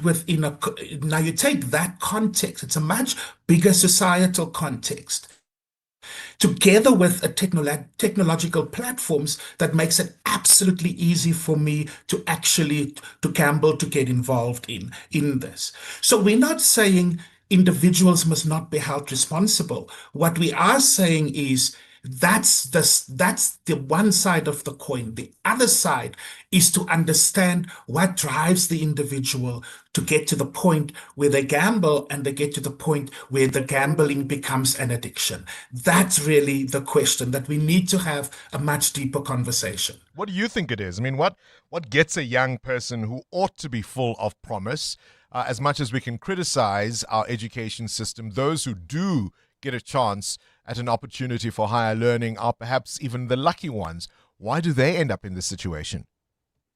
So it's two sides again. On the one side, it is family, financial pressure, family expectation, unemployment, debt. It is the financial on the one side. And so it is about the immediate. I need to pay my rent, I need to buy food, and that's perhaps how I get involved. The other side to that, and the bigger danger here, is, of course, that by the time many young people get to university, they've already been exposed to gambling, right? And it's because there's a much bigger ecosystem that's being created. What we are told is that the high you get from gambling and a win is at the same level as if you were using heroin. This is the kind of stuff that we are talking about. And so it's an ecosystem, it's easily available, it's very interactive.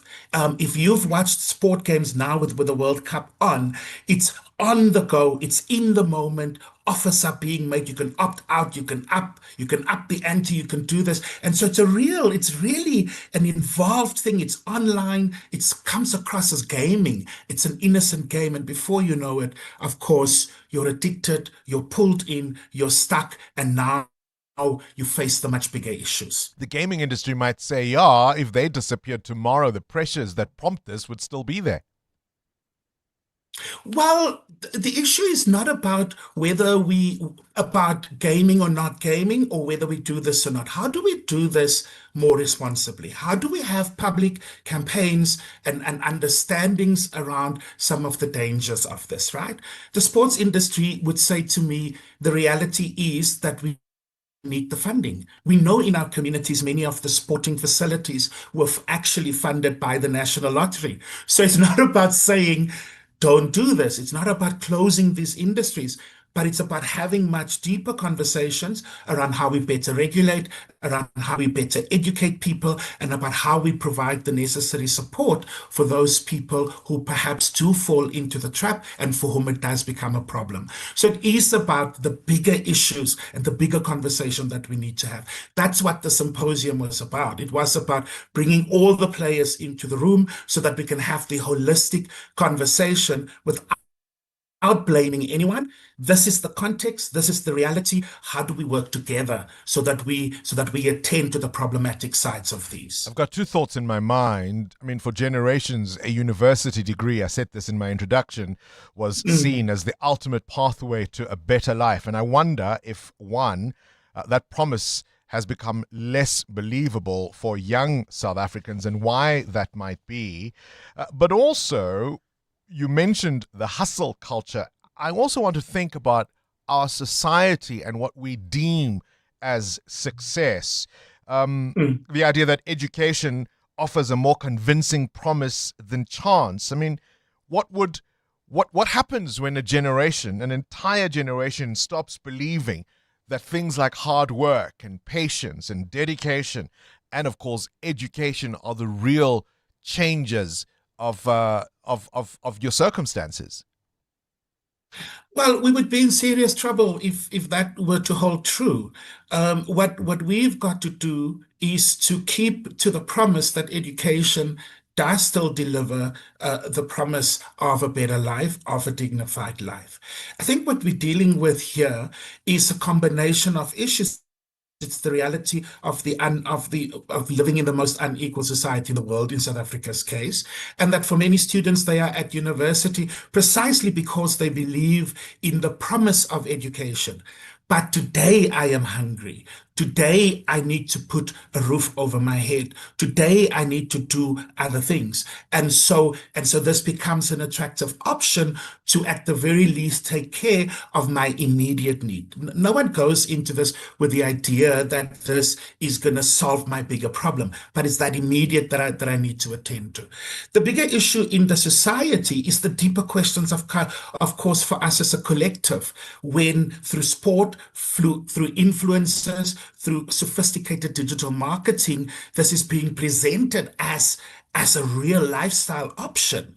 And so it's that stuff that then also begin to play with the mind and begin to open up avenues in a context where I think graduate unemployment is now sitting at over 10%. So it's another avenue that is being opened for young people to consider, to think about. You think about the weekend sporting event in Durban, the attractiveness of that, the influencer culture. It sells a lifestyle. It sells a very attractive lifestyle for young people who then begin to think of that as another option. Do families take enough responsibility? I mean, I'm listening to you now, and I'm thinking, as a dean of student affairs, this may be a lot more than you might have signed up for. I mean, financial stress, anxiety, mental health challenges. In many senses, Jerome, you're their daddy.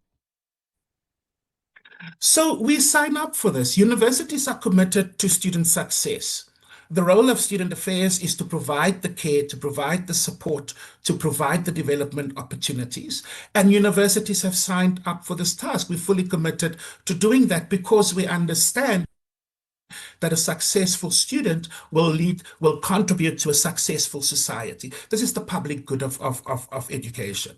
And as a Dean of Student Affairs, what we need is therefore the partnerships with industry, with government, with everyone, including families. So as a parent, to what extent do I monitor and regulate my child's online presence? To what extent am I aware of the sites that my child belongs to? And to what extent do I then make sure that I provide the conducive environment for that young person to thrive? From the university perspective, we're interested in student success, and we will journey with our students, with everyone, but it has to be a partnership. Jerome September is the Dean of Students at Wits University. I think there's so many points of discussion and concern for all of us as a society in what you've just heard. EWN Business. All right, Mateo Kharipe, I'm not sure this is good news. Our foreign exchange reserves have fallen to a 7-month low? Yeah, it's not good news, Bongani. South Africa's foreign exchange reserves fell to $74 billion in June, marking the lowest level since November of 2025. Now, foreign exchange reserves act as a financial buffer for the country, helping South Africa to pay for things like servicing foreign debt, imports, and supporting the rand when things are not good in our economy. The drop was mainly driven by a decline in the US dollar gold price, changes in asset values, and foreign exchange payments made by the government. Gold reserves decreased to $16.3 billion from $18 billion, while foreign currency reserves also edged lower to $51.2 billion. Now, South Africa's trade balance recently slipped into a deficit as export revenues weakened due to reduced shipments of precious metals, motor vehicles, and minerals. All right, where's the price of oil? Price of oil edging up higher this morning. Oil prices jumping this morning after the U.S. launched fresh attacks on Iran in retaliation for attacks on commercial vessels in the Strait of Hormuz. The latest exchange threatens to test a fragile ceasefire reached last month that reopened the strategic waterway. The price of oil at this moment at $76 a barrel. When we're looking at currencies, the rand is 16.26 against the U.S. dollar. In the green this morning, 18 rand 55 against the euro and 21 rand against the British pound. Price of gold at $4,126 an ounce, up 0.5% this morning. Platinum is down 0.5% at $1,639. Brent crude up 0.5% at $76 a barrel. More business after 8. Straight to Sfiso Zulu at the news desk. Sfiso, the police have pounced on Zamazamas. That's right, Bongani. Good morning. More than 200 people are expected to appear in court soon following a police operation at an illegal mining site in Western area. The suspected illegal miners were arrested yesterday. The raid was part of Operation Prosper, which is a collaboration between police and the army to fight gangsterism and illegal mining. Gauteng Deputy Police Commissioner Fred Kekane, who visited the scene yesterday, explains the complexity of the operation. Our reconnaissance, we rounded the whole area because we already knew where the areas where they operate. The holes where they operate, the shacks where they hide or they rest, any place where they hide, we made sure we round it up. And with the continuous monitoring by drones, those who try to evade arrest, we managed to round them up. The urgent court challenge against President Cyril Ramaphosa and the National Dialogue returns to the Johannesburg High Court, where the matter is expected to be settled after the parties opted to resolve the dispute. This follows an early win for the applicants after the matter was rolled over to today, following a letter from the presidency affirming the status of 9 members of the National Dialogue Steering Committee. Representatives of the immigration sector brought the urgent application seeking an order compelling the president to provide formal proof confirming their appointment to the committee. Counsel for the president, Advocate Mpilo Dlamini, told the court the letter restores the 9 members to the committee and overrides a decision by the management committee, which the applicants argue had unlawfully removed them. If I may just disclose, it preserves the status quo. It says the applicant can continue to be whatever they were doing, subject to the finalization of whatever that the process here. The public protector says service delivery failures in parts of Cape Town have exposed deeper problems with the way municipalities are funded. Public protector Koleka Gcaleka has released the findings of an investigation into conditions of a housing project in Langa and informal settlements in Khayelitsha. The report found residents had to contend with overflowing sewage, poorly maintained housing, broken streetlights and inadequate security at 2 health facilities. The public protector has ordered the City of Cape Town to improve water, sanitation, sewer repairs, public lighting and electricity services. Ntutuzelo Nene reports. National Treasury has also been instructed to review whether the current funding model gives municipalities enough resources to tackle infrastructure backlogs. Water and Sanitation MMC Zahid Badruddin says the city has already resolved most of the issues raised in the report. We further confirm that basic services are indeed provided on schedule at the N2 Gateway development, that the security measures are in place at the clinics, and that the 10 families that have been relocated as a result of a sewer collapse in Khayelitsha receive basic services. While the city has cited budget constraints and aging infrastructure for some of the shortcomings, the public protector says these cannot be used as an excuse for failing to provide basic municipal services. Ntutuzelo Nene, Eyewitness News. National Treasury says South Africa's manufacturing sector cannot be relied on to solve the country's unemployment crisis on its own. Director General Duncan Pieterse issued the warning yesterday, saying structural changes in the global economy mean manufacturing is no longer the labor-intensive engine of growth it once was. Pieterse says factories around the world have become increasingly automated and technology-driven, dealing a blow on jobs. So part of the question, the sort of industrial policy, economic policy question for South Africa is how should we calibrate our industrial and our economic policy in order to take advantage of those opportunities for job-rich growth that we still have in this country. A fine day in store for Gauteng. The temperatures will peak at highs between 20 and 22 degrees. And in the traffic, we've got a major accident seen along the N14 East approaching the R55. It's causing more than a 20-minute holdup. It's a truck accident, so please try to avoid this route. You can still use the R155 as well as the N1 North, especially if you're heading towards the city of Tshwane. The top story this hour, more than 200 people are expected to appear in court soon following a police operation at an illegal mining site in Western Area. It's the tournament everyone is talking about. And the conversation is right here on 702 K-Talk and EWN.co.za. Jozi is moving. People are showing up. Communities are stepping up. We see you, Jozi. Asambe. ABSA is proud to partner with 702 Walk the Talk on 26 July. Thousands will take to the streets of Jozi CBD and celebrate what makes this city iconic. Visit absa.co.za/702 Walk the Talk. ABSA is an authorized financial services and registered credit provider. Some of the biggest advances in health are happening right here in South Africa. Local researchers are studying a promising new TB vaccine candidate called M72, one that could help stop people from getting seriously ill. And programs like Coach Mpilo are helping men living with HIV overcome stigma, start treatment, and to stay on it. It's South African science, innovation, and community leadership helping change the future of global health, supported by the Gates Foundation over the last 25 years. Partners of human potential. Welcome to Nando's Taste-Demonials. It's the flavor! Real reviews by real people. Dolly from Bottersig is vegetarian-ish, with a reputation to uphold. Here's what she whispered about the half chicken and a single side for $1.25. What?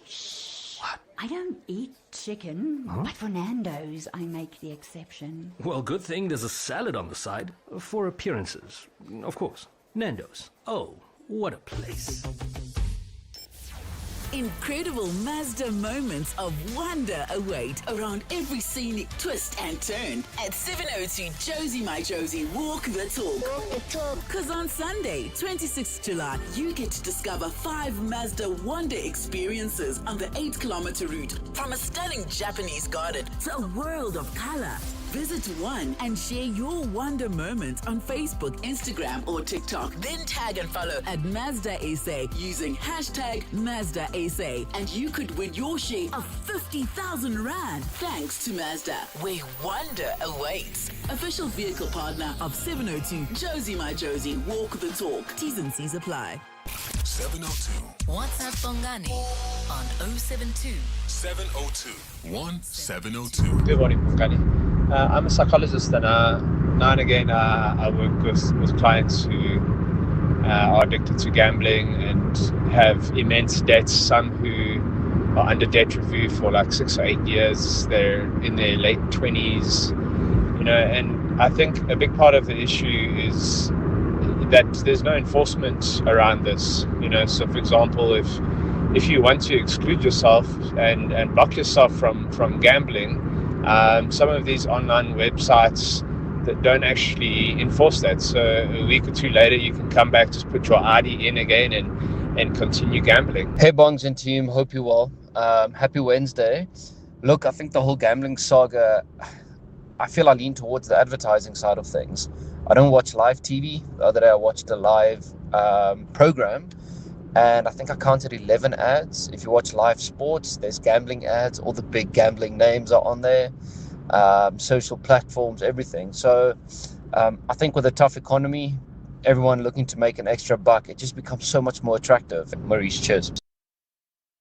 I hear you, but I think there are also wider societal conversations that we need to have about who we are as a country and as a people, and I suppose even in this age. And I think that's part of what Jerome September was raising there, that for many of these students, the idea of easy money, fast money, quick ways to get rich, quick ways to get out of your current woes, that's something we need to look at as a society, with influencer culture and hustle lifestyles being promoted everywhere. Everybody thinks it's easy and you don't have to wait and you don't have to work for it. And that's why things like gambling become such an attractive prospect. 702. What's the question? What's the question is brought to you by Outsurance. It's your chance to win up to 3,000 Rand in cash. First, 1,000 Rand for the answer, and then a little later, 2,000 Rand if you can give us the question. SMS out to 45142 now, and you could save on your car insurance. If you don't, you can ask Outsurance for 500 Rand. Today's answer comes from Bongi, who is in Katlehong. Bongi, please give us today's answer. The answer is 1972. 1972. And tell me, Bongi, have you got yourself a quote from Outsurance? I am a member since 2011. Oh, look at you, Bongi. How about 1,000 Rand coming your way then? Thanks to Thank Outsurance you. and 702. Thank you for that answer. Bongi says the answer is 1972. What, pray tell, might be the question? Call us now on 011 883 0702. EWN Sport.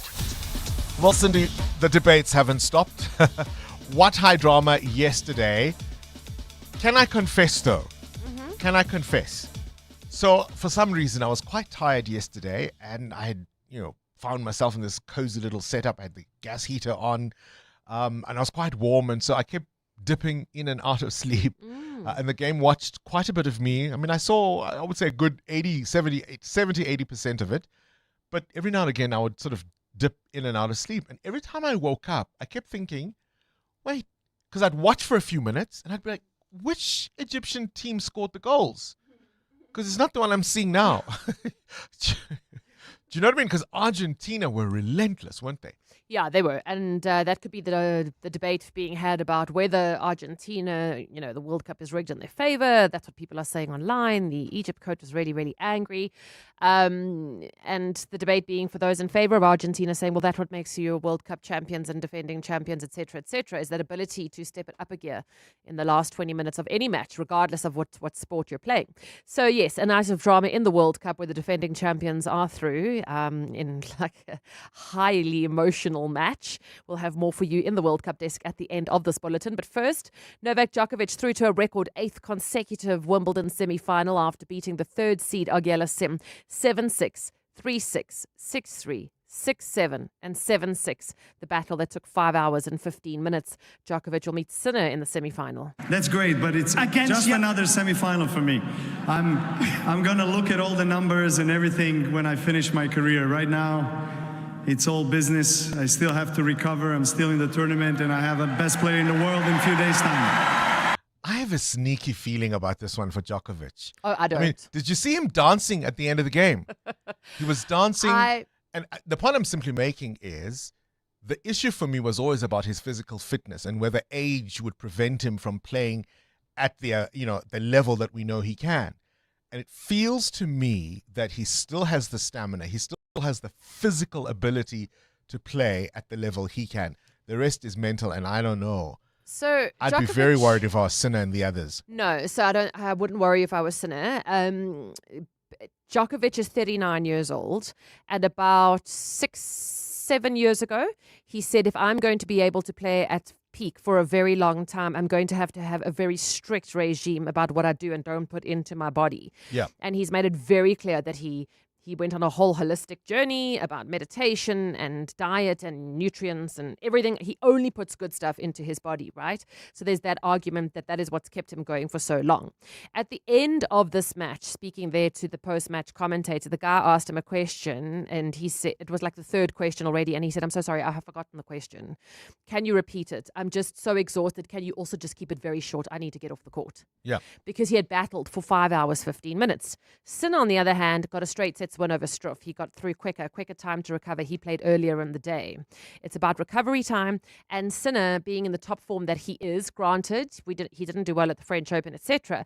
But given where he is currently and his age, I don't think he's stressing over facing Novak Djokovic. I would love Djokovic to win it. I would love Djokovic to win a 25th Grand Slam, but I don't believe that he can get past Sinner. And I'm glad to be wrong. You'll take that one. Yeah.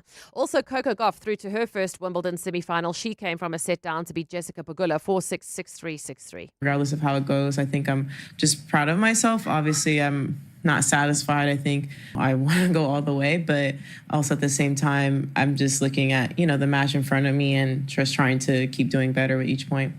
Gauff will play Mukova, who beat Osaka a 7-6, 6-4. India suffered their worst defeat in T20 cricket, losing to England by 125 runs in a 30-20. At the Tour de France, Mads Pedersen won stage 4. The defending champion Pogacar slipped to 4th overall, coming in 13 minutes behind the leaders.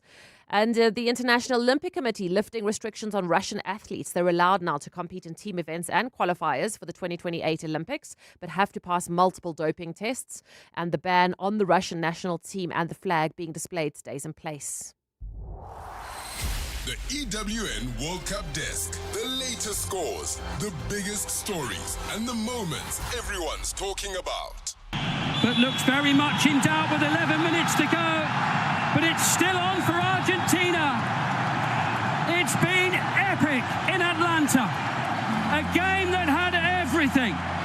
A game that pushed the defending champions to the limit. Well, Argentina pulling off a massive comeback to beat Egypt 3-2. The defending champs trailed by 2 until the last 11 minutes when Romero broke the deadlock. Messi equalised. Fernandes got the winner 2 minutes into added time. Egypt are fuming, claiming the whole World Cup is rigged. Adamant Mo Salah was fouled in Argentina's penalty area seconds before the reigning champions broke for the winning goal. Argentina plays Switzerland now in the quarterfinals on Sunday. Switzerland beat Colombia on penalties after a goalless game. Messi now leads the Golden Boot with 8 goals, one ahead of Haaland and Mbappe. Mbappe is in action tonight for France against Africa's last hope, Morocco. That's at 10 p.m. France hoping to have Michael Olise's yellow card from Paraguay game rescinded. Perhaps French President Emmanuel Macron should ask Gianni Infantino to review it. Jordan Henderson's the first England player to play at 4 World Cups. Amazing, isn't it? He's now also the first player in World Cup history to be carded and injured without ever stepping foot onto the pitch. And it gets worse. He's out for the rest of the World Cup due to a fractured arm. Henderson, an unused sub, was shown yellow for dissent towards an official. Then after the final whistle, he had to be stretchered off after falling over an advertising board while celebrating the victory over Mexico, injuring his arm. Henderson will stay with the team as they prepare for Saturday's quarterfinal clash with Norway. And speaking of those preparations, singer Ed Sheeran believes England will win the World Cup. He played a secret gig for the team. Well, it's not a secret gig, a private gig for the team at their Kansas City base. Singing to Tiny Dancer, and I miss the way you make me feel. And it's real when we watch the sunset over the castle on the hill. I think it will be England-France final, and I think when you get to the final, anyone can win, and I think it'll be us. Sharon also added that since the first time I played for the lads in 2021, we've bonded, so it's never a tough crowd. Cindy Paluta, Eyewitness News Sport. From kickoff to the final whistle, this is the EWN World Cup Desk. The 139 million rand Powerball extra cascading jackpot has been won. 3 people each walked away with over 45 million rand. Tickets were bought on the Standard Bank and FNB apps and in-store at Checkers Hyper in Alberton. Congratulations, and don't forget to play Lotto this Wednesday with total estimated Lotto jackpots of 20.5 million rand. The next winner could be you, the National Lottery. Mo plays, mo chances, mo millions.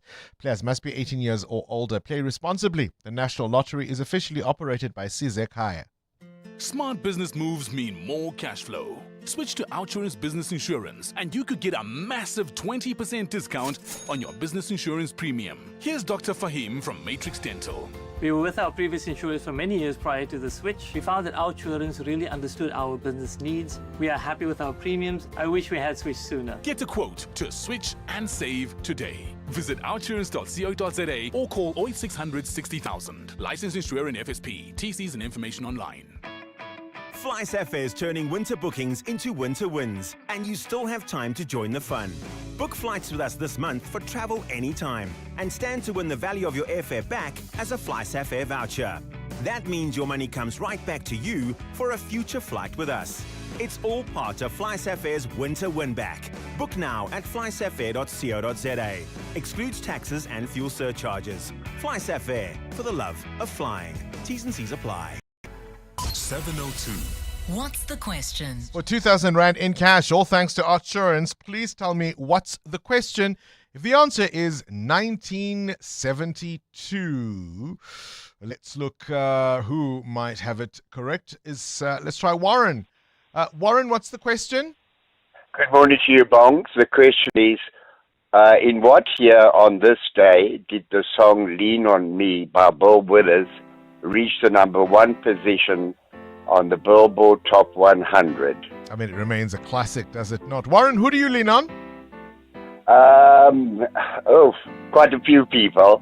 But I just thought it's opposite, Bongs, that this was the advice given by the ref yesterday to Argentina. Tell you what, Warren, 2,000 rand coming your way. You can lean on that, eh? We all have pain, we all have sorrow, but if we are wise, we know that there's always tomorrow. Lean on me when you're not strong, and I'll be your friend. I'll help you carry on, for it won't be long till I'm gonna need somebody to lean on. Outsurance can't improve your couch coaching skills, but they could improve the car insurance premium you currently pay. SMS out to 45142. Get a quote today, and if Outsurance can't save you money on your car insurance premium, ask for 500 Rand cash. Make that 1,500 Rand if you've been claim-free and with the same insurer for 3 years. Get a quote and get savings or cash. Either way, you win. SMS out to 45142. When it comes to car insurance, you couldn't be in better hands. Outsurance was voted News 24 Short-Term Insurer of the Year for 4 years in a row. Beal to Reader's Choice Best Insurer 4 years in a row. And City Press Reader's Choice Best Insurer Award 3 years in a row. Clearly, they all feel they're getting something out. SMS right now to see if you can switch and save. SMS out to 45142. That's out to 45142. Outsurance. Licensed insurer and FSP. T's and C's online. Africa's growth story is no longer only about potential. It's being built, scaled, and amplified across the continent. Standard Bank Business and Commercial Banking presents Africa Unlocked 2026. The theme this year, Built in Africa, Amplifying Continental Growth. Stay tuned to 702 for exclusive insights, strategic highlights, and impactful updates from Africa's premier platform for business and economic dialogue. Don't miss it. Standard Bank Africa Unlocked 2026 on 702. Standard Bank is an authorized FSP and registered credit provider. Score big with the Checkers XXL Savings Championship with over 150 million Rand in weekly extra savings. Get Flora-Lite regular or gold 1 kg or Proactive Fat Spread 500 grams, any two for 110 Rand. Yum Yum Peanut Butter 800 grams for 69.99 and Maggie 2-minute noodles 68 grams 5 per pack, any two for 58 Rand. Valid until 12 July, only at Checkers. You know when your people are giving their best. Not because they're pushed or pressured, but because they feel supported. And support is making sure they're covered. So if something happens, they can get the care they need. FlexiCare Health Insurance makes it simple for every business to protect their people with affordable health cover. You care. We cover. For a tailored FlexiCare quote, speak to your financial advisor today. FlexiCare is not a medical scheme and the cover is not the same. FlexiCare is underwritten by Auto & General, a licensed non-life insurer and FSP, and administered by Discovery Health, an authorized FSP. 702 702. What's gone viral? with Kabazela. Kabazela. Good morning to you, Burley. I can't believe. What? What can't you believe? I can't believe we're going to be talking about direct messages. So, this is one, when I came across this video on TikTok, I thought to myself, this guy's quite right, because why is it embarrassing, or I can't believe I sent a DM to so-and-so? Because it's a way of communicating with somebody. So if you were out in the groove and you saw somebody there, you would go up and say hello, or you would introduce yourself. So is a DM not the same kind of thing? It's just, it's just direct communication with somebody because you have them on a platform. You don't know You me. think it's completely different? No. Okay. Well, let's listen to No. this clip and then we'll chat after. We're not regretting DMs anymore. It's childish. I sent you a DM because you're hot. It's that simple. You can ignore okanye say no, but and pretend like I did you a disservice by finding you attractive. So dog. Relax, we're grown. Send you a DM. Cool. Answer or don't, but don't do this weird, I can't believe. You can believe it. Unless you don't find yourself or believe that you're hot. I'm man. Yeah. I like the way he puts it, I must say, to be honest. But a lot of people will get offended if you send them a DM. Why? Offended is perhaps too strong, right? But I don't know. Why, do you get a lot of DMs? I hardly look at them. Oh, I mean, I don't even get DMs. Maybe I'm not. Maybe I'm not that. His handle is look for Jonathan Fairburn. Gosh, I mean, there's something wrong He's here. open to DMs very clearly. How do you deal with DMs? Yeah. How do you deal with them?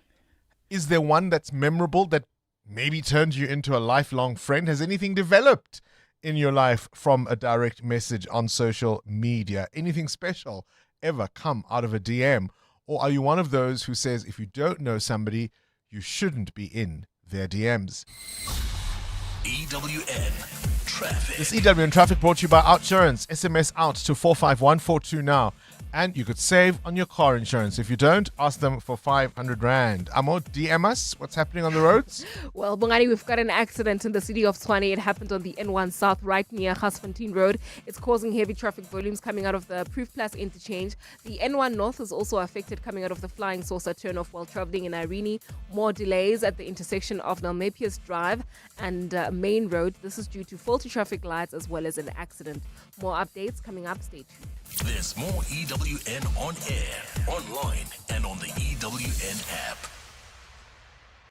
45 minutes playing board games with the family goes by, well, very quickly. 45 minutes stuck in traffic, well, that just drags on, doesn't it? Well, fortunately, the Outsurance pointsmen are here to save the day. Heroes in green and purple, easing traffic congestion for 20 years. The Outsurance pointsmen helping everyone get to where they need to be quickly and safely. Just another way you always get something out. In proud partnership with 702. Outsurance is a licensed insurer and FSP.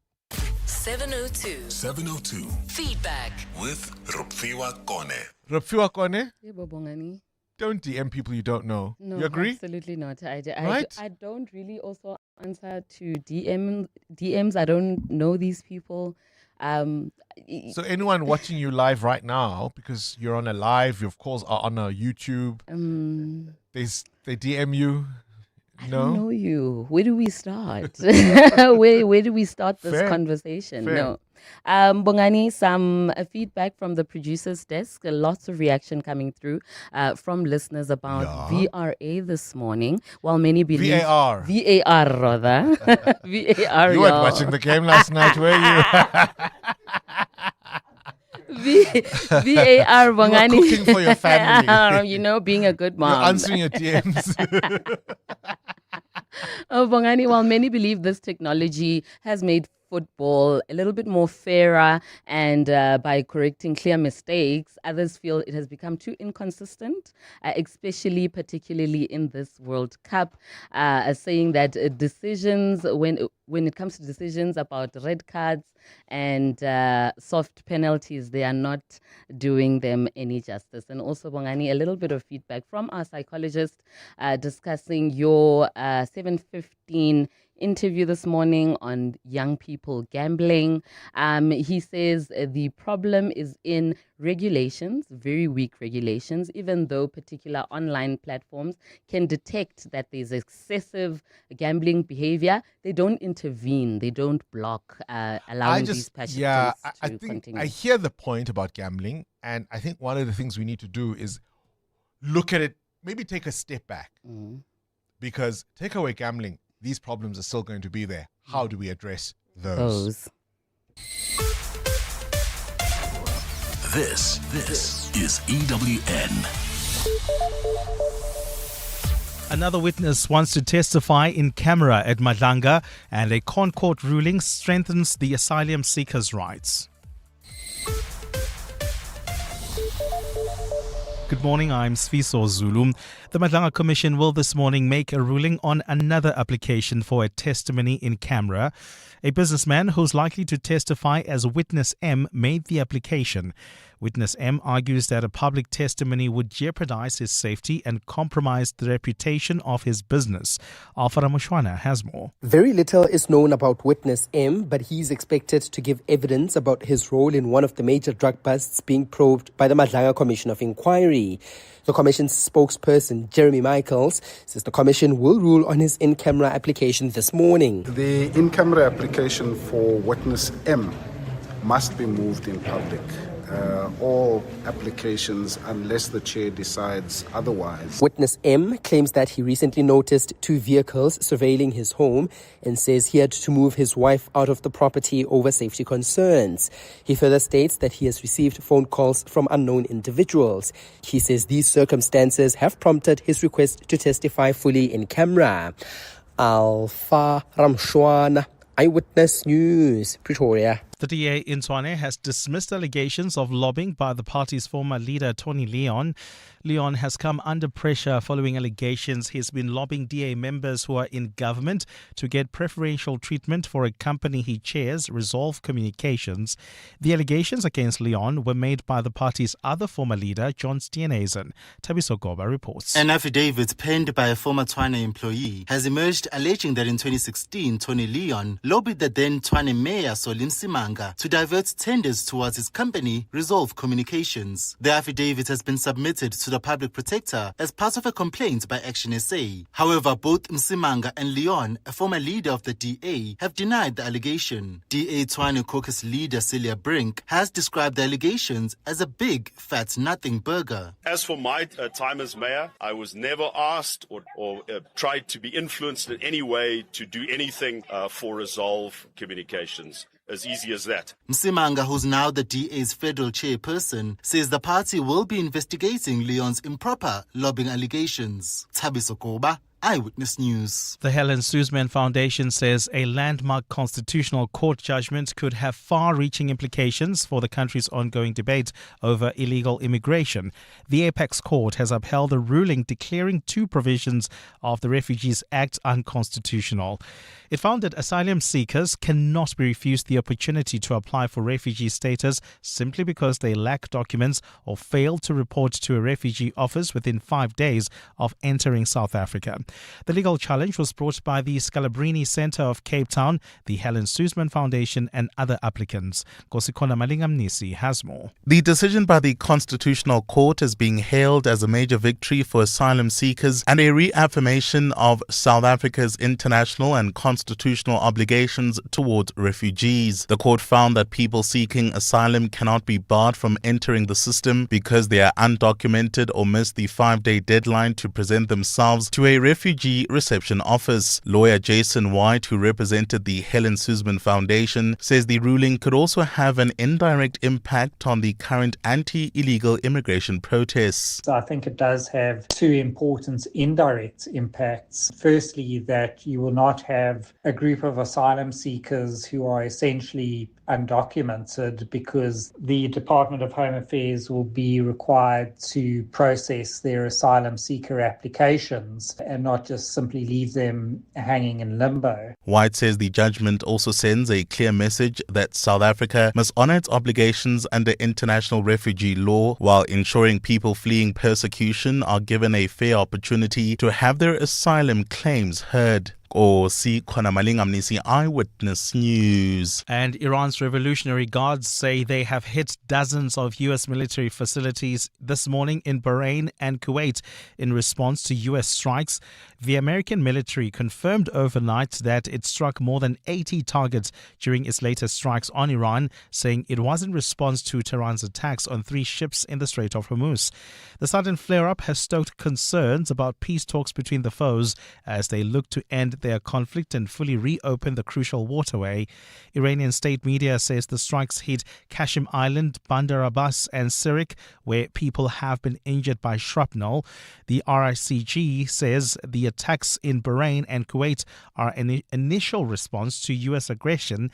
And yesterday, U.S. President told the NATO summit that their support was disappointing in Washington's war. I was very disappointed with NATO, and frankly, if it weren't held in Turkey, where my friend happens to be a very strong leader, a very strong person, it's possible that I wouldn't have attended. Gold is trading at $4,126.04 an ounce. The rand is at 16.27 to the dollar, 21.73 to the pound, 18.57 to the euro. Brent crude oil is at $76.29 a barrel. In the traffic, we've got delays on the N1 South between the Proof Plus interchange and Gasfontein Road. That's due to an accident. There's another accident scene reported on the N14 North just as you come out of the R101. It's causing delays as well as in Irene along Nelmapier's Drive and Main Road. An accident causing delays there. And in your sport, Egypt coach Hossam Hassan has come out firing, saying the World Cup is rigged in Argentina's favour.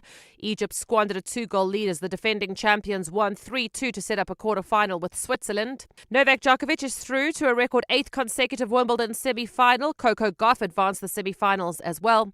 And India suffered their worst defeat in T20 Cricket World Cup history, losing to England by 125 runs. A fine day in store for Gauteng. The temperatures will peak at highs between 21 and 22 degrees. The top story in EWN this hour. The Madlanga Commission will this morning make a ruling on another application for a testimony in camera. EWN, in touch, in tune, and independent. For the latest, visit ewn.co.za or download the EWN app. On Sunday, 26 July, 7:02 Josie My Josie Walk the Talk unites us all in the iconic Joburg CBD. 7:02 Walk the Talk. Enter now on primemediaplus.com. This is Breakfast with Bongani Bingwa on 702. Let's walk the talk. 8 after 8, you're listening to 702 Breakfast on this Wednesday, the 8th of July, the year of our Lord, 2026. The Commission of Inquiry looking into allegations of criminality in our law enforcement today will make another ruling on yet another application for an in-camera appearance. A businessman likely to testify as witness M has argued that public testimony would jeopardize his safety and compromise the reputation of his business.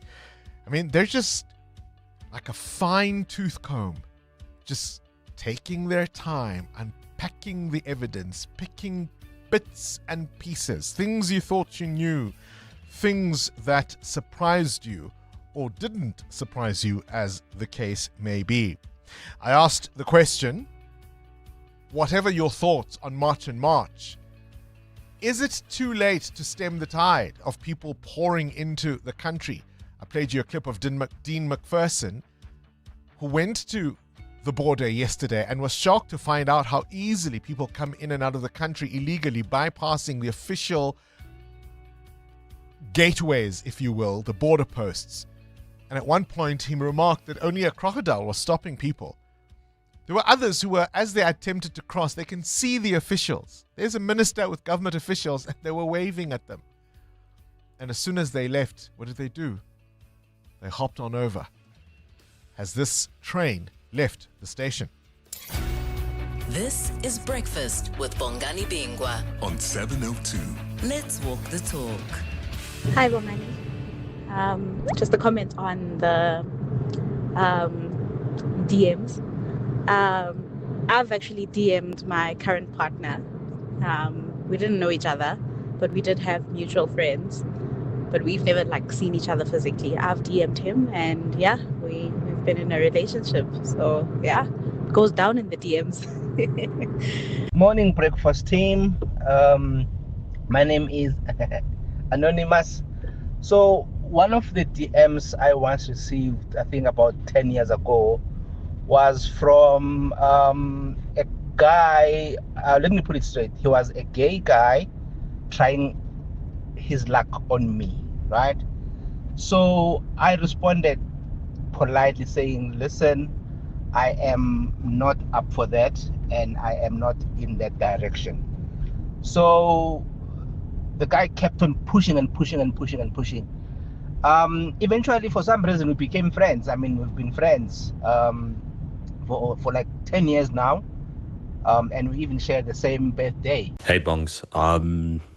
Yeah, I'm a firm believer in DMs because it bridges the gap between the nervousness of approaching someone in person and then getting to know them over messages.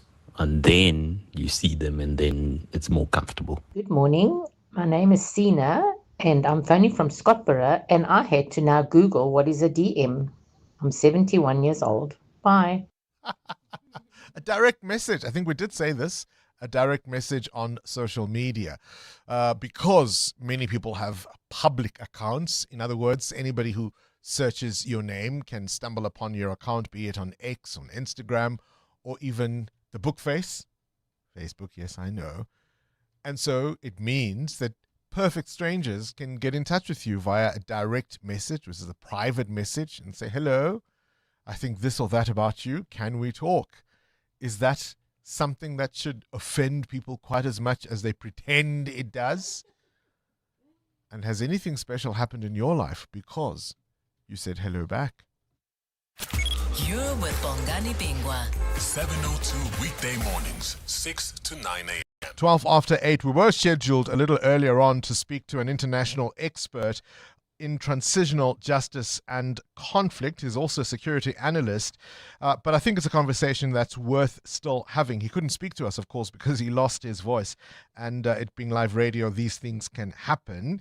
There's been some dispute between our authorities and the Nigerian government, who've demanded justice and threatened even international action, claiming 2 of its nationals have been killed in South Africa in the last month. The timing, of course, could not be more charged following ongoing demonstrations demanding that undocumented foreigners leave this country. And it comes as several African countries scramble to repatriate their citizens amid growing fears the situation could escalate, perhaps even to the levels of xenophobic attacks we last saw in 2008. So what might that mean for Pretoria's relationship with the rest of Africa? There are growing concerns that South Africa could face diplomatic isolation as various capitals register protest over threats to their nationals. Dr. Rebecca Walker has very graciously agreed to talk to us, senior researcher at WITS's African Center for Migration and Society. Dr. Walker, I can't express how grateful I am that you've agreed to speak to us at this last minute. Thank you for your time and welcome to our program. Not a problem. Good morning. So despite, and it feels a bit of a forked tongue to me. Pretoria denies xenophobia, and yet we get double speak from cabinet ministers who do acknowledge that there may well be pressures placed on communities because of migration. And now we're seeing, of course, growing disquiet from African capitals about what we have seen in recent weeks, and no less than the African Commission for Human and People's Rights expressing grave alarm. This is serious stuff. It is. And I think, we need to be clear that the time of denying that this is xenophobia is far past now. I mean, the fact that, we've seen such massive waves of displacement across the country, not affecting all migrants, that is, not white Europeans, for example, but particularly aimed at, African migrants, documented and undocumented, we're very clear that, we have a xenophobic issue here. And it's not a background tension anymore. It's a more formal state-to-state friction. Nigeria, Ghana, Mozambique, they've all lodged formal complaints with Pretoria, as you said. Ghana even pushed to get South African xenophobia onto the agenda at the AU Mid-Year Coordination Summit in Cairo in June. So there's a real pushback now. And I think the repatriation, or what's being called repatriation wave, is a real signal, that things are getting really bad. The fact, governments don't organize repatriation flights, over something minor. I mean, it costs a lot of money. Yeah. So this is countries sort of really taking a step to move against South Africa. Do you think it's running away from the government? I mean, South Africa has long positioned itself as a human rights champion across the continent. We've pursued this idea of a collective Pan-African agenda. When we hosted the G20 summit, we said it was an African G20. All of this might just undo decades of hard work. I think so, and I think in many ways it exposes a contradiction that's been there for quite a while now. I mean, on the one hand, South Africa is one of only a few countries across the SADC region who ratified the 2005 SADC Protocol on Free Movement of Persons, and many didn't because of the issues around free movement and what that actually means. And yet, at the same time, we're one of the countries that makes it incredibly difficult for people who are living here from other regional countries. So I think that contradiction has been there for a long time, and it's now being exposed in many different ways. And it is going to have massive repercussions.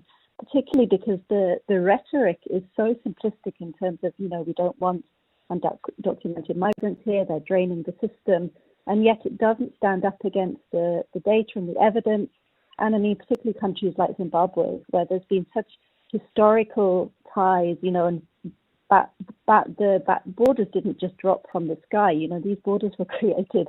People have been crossing these borders that weren't there before for decades. And, and again, much of the migration that came from Zimbabwe, particularly sort of 2008, when there was a huge amount of political violence. I mean, that's also, was tied very closely to South Africa and South Africa's refusal to condemn what was happening there. So, it's far more complex, and yet the xenophobic narrative is way too simple. And I think that's really going to cause problems. Yeah. Look, you could argue that there's a growing, should we say, reactionary hostility towards migrants around the world as people really everywhere feel the economic pressures of our times in what has been called a polycrisis world. Absolutely. I mean, we're seeing this from, South Africa to the US to the UK to Germany. I mean, it's a global shift. But at the same time, we have to acknowledge globally that migration is a part of many people's lives, and the majority of people's lives in some way or other. And we've also got to look at, the political agenda that's going on here. These are all governments that have, in some way or another, failed to provide for the people in their country in the correct ways. There's issues of corruption, there's issues of mismanagement. And so rather than take accountability for that and really look at what's going on within the country in the structures, it's much easier to turn to a minority in the country and blame them for those problems and claim somehow that, that minority are having this mass impact. Dr. Walker, I don't know how comfortable you are in answering this one, but no less than former President Thabo Mbeki has claimed an invisible hand behind these protests. He, of course, blames remnants of the apartheid securocrat establishment, but we've also seen Ministers Lamola and Kubai seeing foreign agents, or at least hinting at foreign agents, as being part of a pushback even to destabilize this country for pursuing that ICJ case against Israel. Is that an explanation? I mean, it's definitely a possibility. I can't speak sort of categorically to the issue, but I mean, it's definitely, something that needs exploring further, and there's definitely a lot more going on than we actually know. And I mean, particularly if we look at movements like March and March, and we look at the funding that's being exposed behind them, and we look at the fact that, a small group is having a voice amplified in such a huge way. I think we really need to start looking at, what is going on behind this and going, back to see what kind of influences are happening. So there's definitely, it shouldn't be discounted, and I think it's really important to kind of pursue. But we also have to remember that, xenophobia is and the language of xenophobia is used very politically. I mean, Thabo Mbeki is the same person who denied that South Africans were xenophobic in 2008. So, it's really important that we also we hold the government and those in power to account at the moment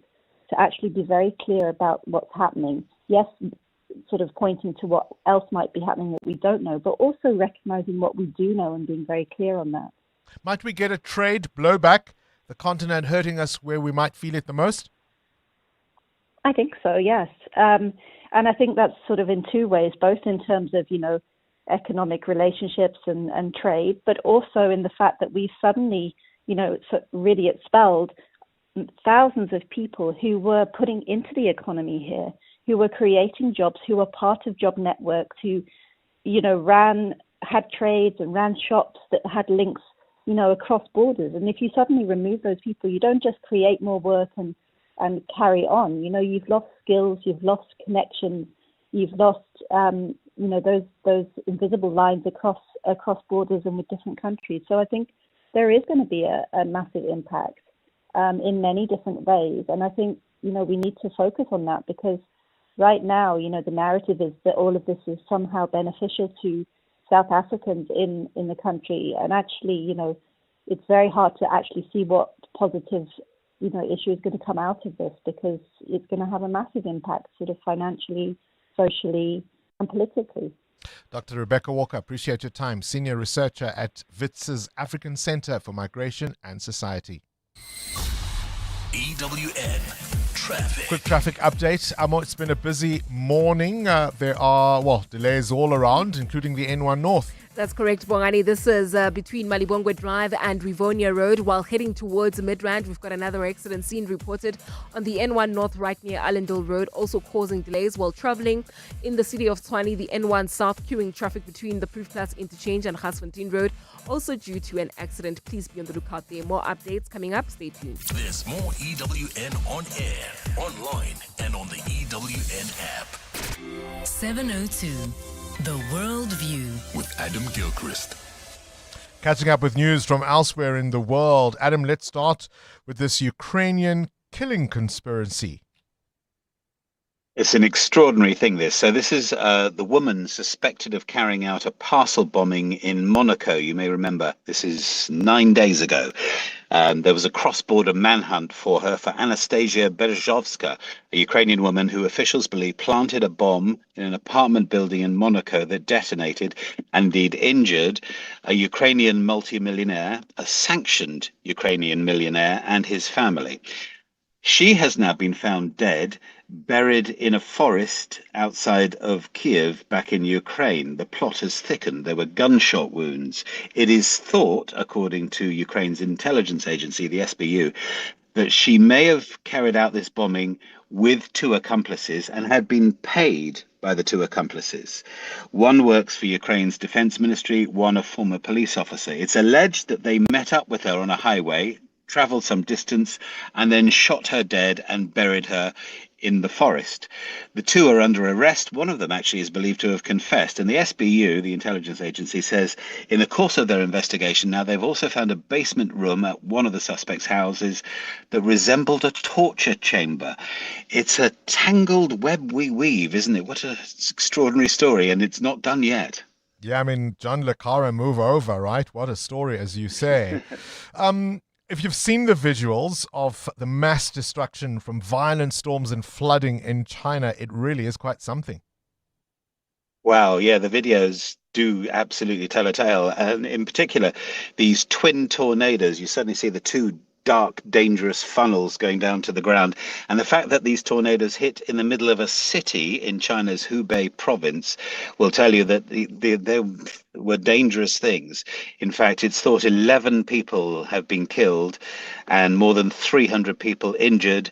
And according to Chinese authorities, thousands of buildings have been damaged. I guess that's what happens when tornadoes and indeed severe thunderstorms generally swept across Hubei province. Cities like Ezhou and Huanggang were affected, but in particular Hubei. I mean, it's dramatic stuff, but terrifying as well. And some of the videos were taken by university students, and you suddenly see things flying through the air, all the furniture and glass, and people indeed were cut by flying glass in the course of it. There are, as we speak, rescue and relief operations because the damaged buildings are now not safe, and so there's quite a rebuilding thing to do as well. Donald Trump not giving up on Greenland. He's not. He's at it again. It's a NATO summit. I mean, at least this time he turned up at the NATO summit and has talked about how he wants to take control of Greenland, how Denmark has done nothing for Greenland. I mean, apart from, of course, subsidizing it to the tune of about $1 billion a year and also providing defense, except, of course, it's NATO defense. So isn't that you as well? Anyway, he again carped about how he wants to take control of Greenland, that he might pull all American troops out of Europe if he doesn't get his way. He also criticized European allies again on energy and immigration. And then he rounded specifically on the British Prime Minister, Sir Keir Starmer, for not backing him and not supplying forces to back him in the war with Iran, suggesting that, you know, we've been there for you, you weren't there for us. And maybe that's the reason why Sir Keir Starmer is out as British Prime Minister, because of his lack of support for the war in Iran. No, that's internal politics. I mean, almost everything he says you can counter with reason and logic, but it doesn't seem to be the way of the world. I mean, has there ever been anyone who shoots from the hip more than President Trump? We're so loyal to them. We're just always fighting for them. I just want their loyalty. Adam Gilchrist will have to be there for this morning's Worldview. EWN Business. 27 after 8. Let's wrap up the morning's business news. Muteo Khwaripe. Shell sells its South African downstream business to this, I suppose, conglomerate from the Gulf. Yeah, Shell South Africa has agreed to sell its downstream business for just over $1 billion or 16 billion rand to the UAE's largest fuel retailer, ADNOC Distribution. The sale includes its network of 580 fuel stations. The deal, which is still subject to regulatory approval, is expected to be completed next year as part of Shell's global strategy streamline. Now, for customers, there will be no immediate changes. Shell branded fuel stations will continue operating under licensing agreements, and motorists will still have access to Shell's fuels and lubricants. Shell also confirmed that employees of Shell Downstream South Africa will keep their jobs under the new deal. The sale does not affect Shell's other operations in the country. You hope it will go well, hey? Yes, go Shell. South Africa's foreign exchange reserves falling to a 7-month low. Yeah, down to $74 billion in June, marking the lowest level since November of 2025. Foreign exchange reserves act as a financial cushion for the country, helping South Africa to pay off things like foreign debt, but also getting imports into the country and supporting the local unit, the rand, during times of uncertainty. The drop was mainly driven by a decline in the US dollar, gold prices, changes in asset values, and foreign exchange payments made by the government. Now, gold reserves decreased to $16.3 billion from $18.3 billion, while foreign currency reserves also edged lower to $51.2 billion. Now, the price of oil is something people are going to keep an eye on. I mean, is this ceasefire, are we back to... Nothing is ever so certain, Bongani. Broken record. Oil prices jumped this morning after the US launched fresh strikes on Iran in retaliation for attacks on commercial vessels in the Strait of Hormuz. The latest exchange threatens to test a fragile ceasefire reached last month. The West Texas Intermediate futures for August delivery rose by 2.8% to $72 per barrel, while the international benchmark Brent crude for September delivery jumped by 2.7% to $76 per barrel. Your indicators? Well, the JSE was lower yesterday by 800 points, but the rand doing quite well this morning. 16 rand 27 against the US dollar, 18 rand 58 against the euro, and 21 rand 74 cents gets you a British pound. Price of gold at $4,126 an ounce. It's up 0.5%. Platinum down 0.5% at $1,635 an ounce. Brent crude going up by close to 1% this morning at $76 a barrel. Stephen Crotis with more this afternoon. Time now for your latest eyewitness news. Straight to the news desk we go. Sfiso Zulu keeping an eye on the money. That's right, Bongani. National Treasury is holding a briefing this morning following its decision to freeze funds for 69 municipalities across the country. The equitable grants are being withheld due to poor financial management and a lack of proper governance. The Lesedi local municipality in Gauteng is one of those that have been affected by the decision. The municipality has urged residents not to panic after the Gauteng government yesterday decided taps will stay on while it deals with the municipality's debts to Rand Water. 2 people died there last week in Rotunda during protests over water outages. Anelita Fandesa reports. Lesedi local municipality says Rand Water remains committed to working with government to ensure the long-term sustainability of bulk water supply while it implements measures to improve revenue collection, cut costs and restore its financial position. The statement comes just days after violent protests erupted in Rotunda over prolonged water shortages and after Lesedi agreed to use part of its July equitable share allocation to begin settling its debt to Rand Water. While the municipality says it's confident the matter will be resolved, it has not explained how it intends to honor that payment commitment now that the funding has been withheld. Anelita Fandese, Eyewitness News. Public Protector Advocate Kollega Gcalega says the timing of her office's report into service delivery failures in Langa and Khayelitsha will not be influenced by the political calendar. Galega was responding to questions about whether the reports released just months before the local government elections in November could attract criticism because it deals with municipal governance. The report follows an investigation into conditions of a housing project in Langa, the relocation of families in Khayelitsha, and the safety at municipal clinics. It found residents had been living with overflowing sewage, poor maintained housing, broken street lights, and inadequate security at health facilities. The report also directs the City of Cape Town to improve water, sanitation, sewer maintenance, public lighting, and electricity services. Galega says her office is constitutionally required to conduct investigations independently and impartially, regardless of the political climate. I need to discharge my obligations as the public protector. We've also issued another report where we found that the allegations against the city in another matter were unsubstantiated. So we issue reports all the time. We cannot now go on autopilot just because there's local government elections. After local government elections, there's national elections, there's party elections. So it means that the public protector is not going to work. Public Works Minister Dean McPherson says the country urgently needs an improved northern border fence and that he was shocked about what he saw when he visited Beit Bridge recently. The department under former Minister Patricia de Lille constructed a 40-kilometer razor wire fence at a cost of 37 million rand in 2020 as a COVID-19 protection measure. Despite that fence having since largely been destroyed, McPherson says it's not up to his department to initiate a new border fence project. Lindsay Tentlinker reports. South Africa's border fences are the responsibility of the National Defence Force. Minister Dean McPherson says while there is consensus among GNU parties and the Interministerial Committee on Migration that the border needs to be secured, he's not responsible for getting the ball rolling. We support the Ministry of Defence to do so. And when that plan comes to fruition, we will be there absolutely to get it done. But it is not our mandate per se. However, with a new security fence expected to run into billions of rands, McPherson says cost is currently a prohibiting factor. This issue has to be addressed, and it has to be addressed urgently. And obviously cost becomes an issue.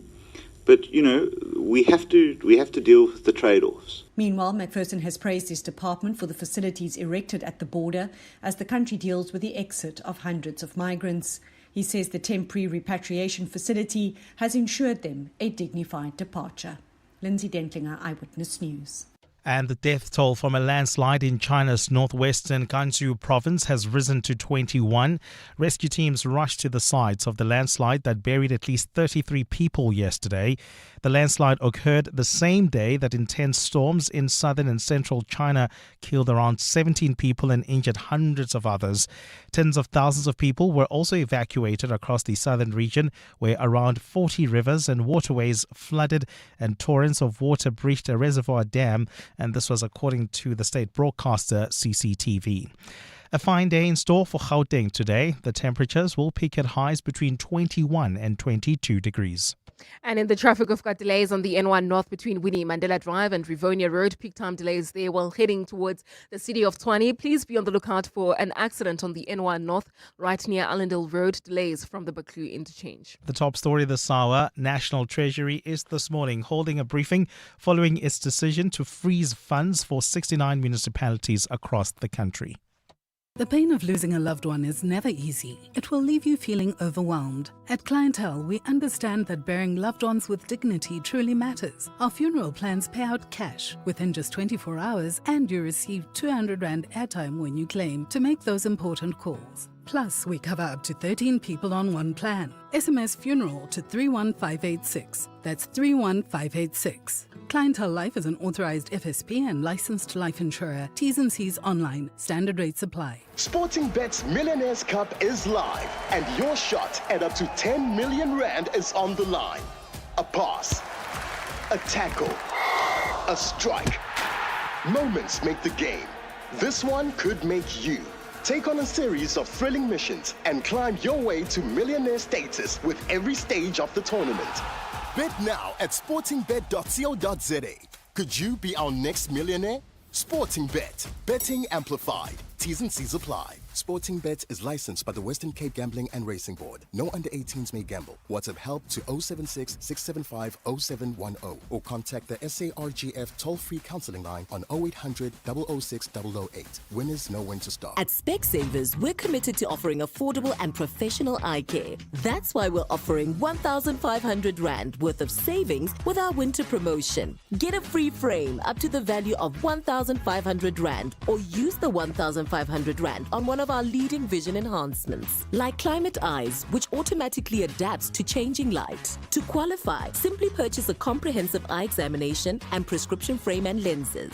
Affordable eye care, Specsavers. T's and C's apply. What is your business here? You didn't start your business to play it safe. You took the leap, made the bold move, and now it's time to make the next one. This week, 702 and Budget Business Insurance are giving small businesses the chance to win their share of 100,000 Rand with the Budget BizBucks Bonanza. Enter on PrimeMediaPlus.com. Tell us about the boldest move you've ever made in your business and what your next one will be. Then get an obligation-free Budget Business Insurance quote. 702 Breakfast with Bongani Bingwa could call you. Budget Insurance is a licensed non-life insurer and FSP. T's and C's apply. 702. WhatsApp Bongani on 072 702 1702. Hi, Bongani. DMs, direct message. A WhatsApp is a DM. An SMS is a DM. Telegram is a DM. So, I mean, what's wrong with just messaging someone? Like Kabazela said, just like you'd see somebody go up to them at a social gathering and greet them, and it's the same thing, just digital. Anyway, have an awesome one. Bye. I have been single for 3 years. And Bongani, I've never had anybody slide into my DMs. And I regard myself, I think I'm a very gorgeous woman. Oh my God, what is this? I've never thought of DMing anyone because I think it's weird, especially if it's someone I don't know. And nobody's ever tried to DM me. I don't know. I'm missing it. Morning, guys. So about 7 years ago, I decided to slide into my wife's DM. And now we're married for 7 years. Mo from Verenigen. Bongani, my first ever actual official girlfriend, I met through Mexit back those days. You remember, during Mexit, we used to have groups called multi-mix. So we met, there were general people in those multi-mix group, and that's how I got to introduce to her, and then we started dating from there. And my second one, we also met through Facebook, DM as well. And the third one, through Instagram. And Bongani, I see you say you don't respond to DMs, but I have DM'd you and you did respond to me. How? Don't lie to people, but That would obviously have been about the show. I do check people who want information about the show or that kind of thing. The DMs I'm talking about, trust me, are the ones you are not sending to me. Be careful what you wish for. Sometimes it works out, sometimes it doesn't. EWN Sport. All right, Cindy Paluta, life goes on. Argentina are through. We're moving on from that. Let's look forward now to Africa's last hope in the World Cup. And that game is taking place tomorrow. Yes, tomorrow night, because earlier on this very radio station, I said that the game was tonight, because in my head, today's Thursday. Today is in fact not Thursday. Today is still Wednesday. And my colleague Mwande rolled over to my desk and said, Cindy, today's Thursday. France and Morocco are playing. Today's Wednesday. He said, France and Morocco are playing tomorrow. And I said, oh my gosh, Mwande. I've told these people that they have to stay up for another night when in fact they get a night's rest. Our first night of rest since the World Cup has started. It'll be tomorrow night that France takes on Morocco at 10 p.m. Going into the game, Mbappe is one Golden Boot goal behind Messi. Last night, Messi scored in Argentina's 3-2 win over Egypt. Egypt led by 2 when Argentina stepped up to gear, scoring 3 goals in the last 12 minutes. Argentina will plays Switzerland in the quarterfinals. Switzerland beat Colombia on penalties after a goalless game.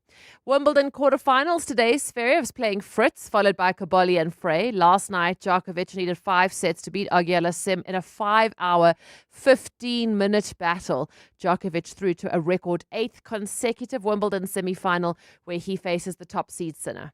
Another semi-final for me. I'm going to look at all the numbers and everything when I finish my career. Right now, it's all business. I still have to recover. I'm still in the tournament, and I have a best player in the world in a few days' time. The women's quarterfinal today is Mertens against Noskova, and then Paulini plays Kostyuk. Yesterday, Goff came from a set down to beat Pagula and will play Makova. Makova beating Osaka 7-6, 6-4. It's been 8 years since Ambrose Papia played for the Springboks, and this Saturday he starts at scrum half against Scotland. There's always nerves before a test match, but yeah, I'm super excited for the opportunity. It's great working under the coaches. I'm learning a lot every day. I've missed a lot of guys, familiar faces. Yeah, it's just great to be in the environment and to learn from the guys. Kickoff on Saturday is 5:40 p.m. India suffered their worst defeat in T20 cricket, losing to England by 125 runs in the third T20. Chasing 202, India was 76 all out. England leads the 5-match series 2-0. At the Tour de France, Torsten Trayen wears the yellow jersey after Mads Pedersen won stage 4 yesterday. And the IOC says Russian athletes will be allowed to compete in team events and qualifiers for the 2028 Games, but have to pass multiple doping tests. The ban on the Russian national anthem and the flag being displayed stays in place. Cindy Paluta, Eyewitness News Sport. EWN Traffic. 17 to 9, let's catch up with the roads. I'm more wrapping up the morning's traffic. What a busy morning it has been, Bongani. We've got delays on the N1 North. This is just as you leave Rand Park Ridge coming out of Bayes Nodia Drive. There's also queuing traffic as you approach Rivonia Road in the Sunny Hill area while heading towards the city of Tshwane. There's an accident near Allendale Road causing some issues there. That accident we spoke about earlier along the N14 East has been cleared towards Centurion. So please remain on the lookout though for other incidents on the roads, more at the top of the hour. There's more EWN on air, online, and on the EWN app. Mavis, I wonder if I should sell my car. I'm not sure where to go. Wanna sell your car, but don't know what to do.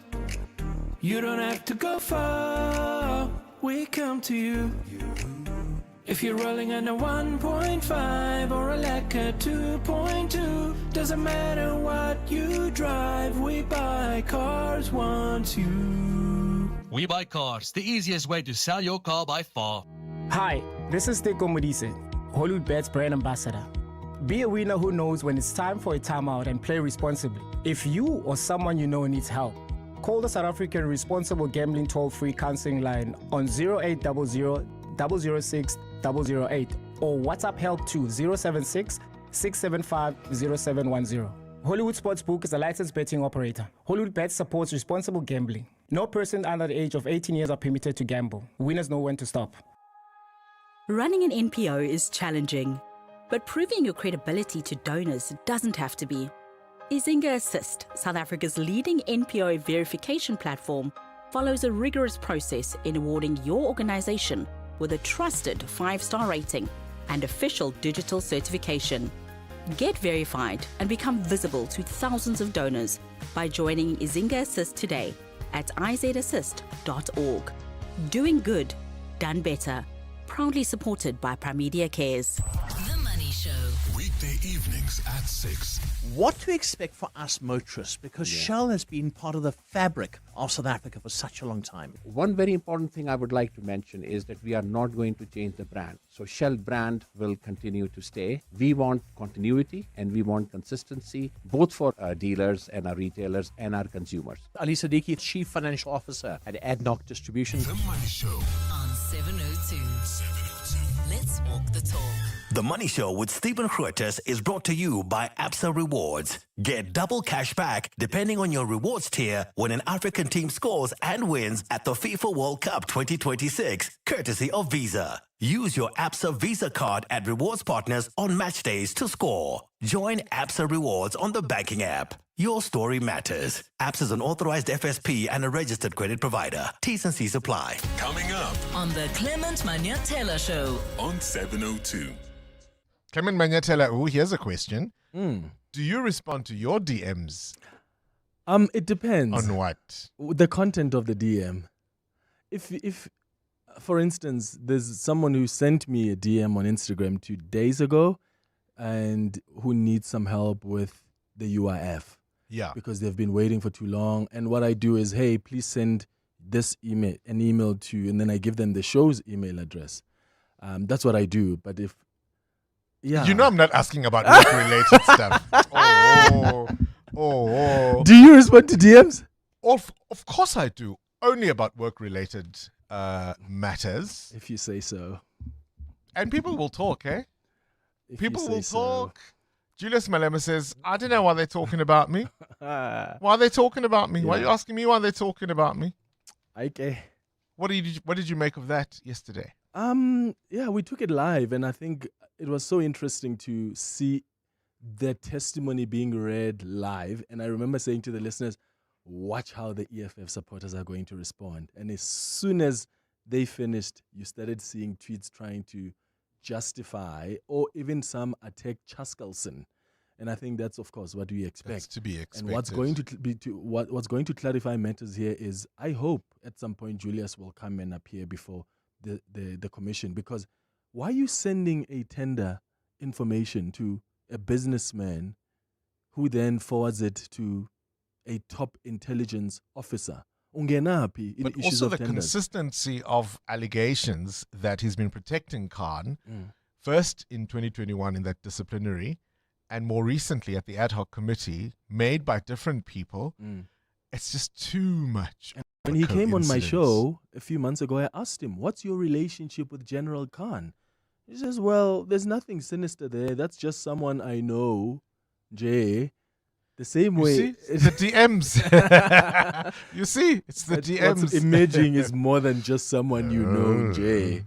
Seems to be a much deeper relationship there. What's on the show? On the 702 open line this morning. So there's an article in the Citizen newspaper suggesting that young people in South Korea are gravitating towards Buddhism. The cool religion thing. Yes. Yeah. Due to how it's marketed and its embracing of pop culture. And I want to ask people if they're gravitating towards maybe things or religious journeys or religions that are not so common. So maybe you are moving away from what you know your family to have done, or friends or your communities.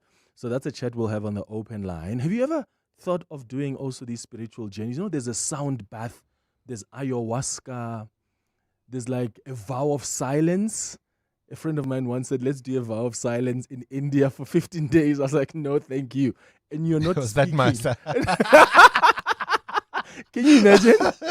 Yeah, in your room and we're not talking? No, I wouldn't. That wouldn't work for me. I'm trying to imagine how she would have kept up with the vow of silence. She wouldn't have. For 15 days. She wouldn't have. So that's a question I'll be asking. We'll also reflect on the Public Protector's report about the city of Cape Town and its failures to provide basic services to residents in Langa and Khayelitsha. But at 10 o'clock, we are going to do the Unemployment Hour. It's our quarterly feature. And what we do is, if you know an unemployed graduate, please tell them to call us at 10 o'clock. We're going to open the lines and we give unemployed graduates an opportunity to market themselves. And if you're a business, a company out there, and you've got openings and opportunities, contact us as well. And we'll match you up with people who've got those relevant skills. At 11 o'clock, we do our Listener's Choice feature. Today, we are discussing ward amendments and how they will affect your vote. And then we wrap up the show at 11:30 with the sharing space. We've got a sharing space that's interesting today. A guy is complaining that apparently at gyms now, there's no etiquette. We just walk around for too long and we're naked, and sometimes we just want to have conversations. There's no etiquette around it, and he's uncomfortable about it. What's long is long? If people are butt naked and they're talking for like 5 minutes. What's long is long? 5 minutes is long?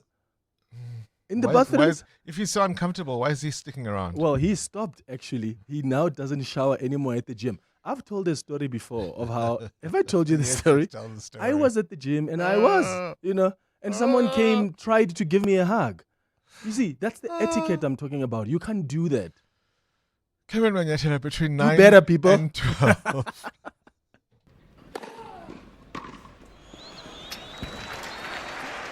Sure, they aced it. The Championships Wimbledon experience with the Mzansi Advantage is back at Amex Tennis Town Monte Casino between 11 and 12 July 2026. Enjoy VIP hospitality, the ultimate big screen experience, a kids fun zone, and so much more. Buy your tickets now on Howler and get 50% off on limited tickets when you use your Amex card. Tennis is better with Amex. American Express Cards is operated under license in South Africa by Nedbank, a licensed financial services and registered credit provider. T's and C's apply. Are you ready to take the next step in your professional development but not sure where to start? Why don't you join Wits Business School's virtual open day Thursday, 16 July at 5:30 p.m. Discover a program that's right for you. Whether you're considering, say, a postgraduate diploma, a master's, an executive education course, Wits Business School don't just educate, they transform lives and careers. Get all the information and inspiration you need to take your next step, all from the comfort of your home. RSVP now at wbs.ac.za. Wits Business School, sculpting global leaders. Hey guys, this is Robert Marawa, Hollywood Bet's brand ambassador. Playing responsibly is part of the winning strategy. Make smart choices and continue to score. If you or someone that you know needs help, call the South African Responsible Gambling Toll-Free Counseling Line on 0800 006 008 or WhatsApp help to 076 675 0710. Hollywood Sportsbook is a licensed betting operator. Hollywood Bet supports responsible gambling. No persons under the age of 18 years are permitted to gamble. Winners know when to stop. What is your business here? You didn't start your business to play it safe. You took the leap, made the bold move, and now it's time to make the next one. This week, 702 and Budget Business Insurance are giving small businesses the chance to win their share of 100,000 Rand with the Budget BizBucks Bonanza. Enter on primemediaplus.com. Tell us about the boldest move you've ever made in your business and what your next one will be. Then get an obligation-free Budget Business Insurance quote. 702 Breakfast with Bongani Bingwa could call you. Budget Insurance is a licensed non-life insurer and FSP. T's and C's apply. This is Breakfast with Bongani Bingwa On 702. Let's walk the talk. I love it when theatre makes audiences think. Take this in, please. A journalist reporting on war, conflict, human suffering. Those are stories journalists tell about other people, but what happens when those stories follow the reporters home? That's the question at the center of Words and Nightmares, a new theatre production written and performed by the multi-award-winning South African theatre maker, Phemo Motswiri. The production follows a journalist working on a book about geopolitical conflicts. He documents the experiences of people caught in wars around the world, but becomes deeply immersed in those stories of trauma, loss, and devastation. What begins as a search for truth becomes a personal battle. Phemo Motswiri joins us now. A very good morning to you and welcome to our program. Morning, Bongani, and thank you for having me. Greetings to you and the listeners. As a journalist who's reported on geopolitical conflicts, I can completely relate to what the central premise of this is all about. And one of the things we tell ourselves is that the story is not about us. The story is about giving voice to people who perhaps wouldn't have any other way of getting their story told. And so you focus on the people that you are reporting about and not yourself. But we're human too, and we get affected. Yes, true, Bongani. This show in 2022, I was part of Human Rights Monologues at the Constitutional Hill during Human Rights Day. And I decided to write a monologue on human rights violations, looking at how wars affect young people, especially children. It was not easy looking at those stories, and that inspired me to extend the monologue into a play, telling the story through the eyes of a journalist, because I imagined what journalists go through while documenting or reporting on such stories of young people, children in the middle of war. And hence the story, I decided to choose to tell it through the eyes of a journalist. But then I thought to myself, if it is so heavy for me, then it means it's very heavy for journalists. But how do we tell it through theater? And then we had to explore with ways of using theater to tell this story, because theater opens doors for people to be in the moment without questioning anything. I mean, you've worked across socially driven theatre, exploring difficult realities. Why do you think theatre remains such a powerful space for confronting issues that perhaps society would rather avoid? Global conversations about wars, abuses, and misplacements or justice can sometimes feel like statistics, but theatre allow audience to engage with trauma without being overwhelmed. In theatre, you can cry, you can be silent, you can laugh, but you are not alone in doing so. And conflict and trauma often makes people quiet. It silences people. But theatre can turn silence into language through music, dance, movement, and theatre, and words, and storytelling. Theatre helps the audience to process collective trauma, and we have new ways of finding alternatives towards the problem they are faced with.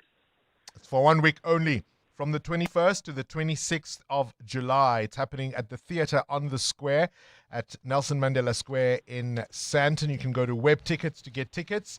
It's called Words and Nightmares, and it really is about confronting the truth, but also having empathy and the role of the storyteller. It's a production exploring censorship and the limits placed on storytelling. I think it's a very timely play for our times. Congratulations and good luck with the production. Sipemo Mutsuri there is the multi-award winning writer and internationally acclaimed South African theatre practitioner. 702. More than a radio station. Let's walk the talk. Good morning, Bongani. With regards to the gambling crisis among students, I think another bottleneck that we need to look at is the accessibility and availability of part-time jobs.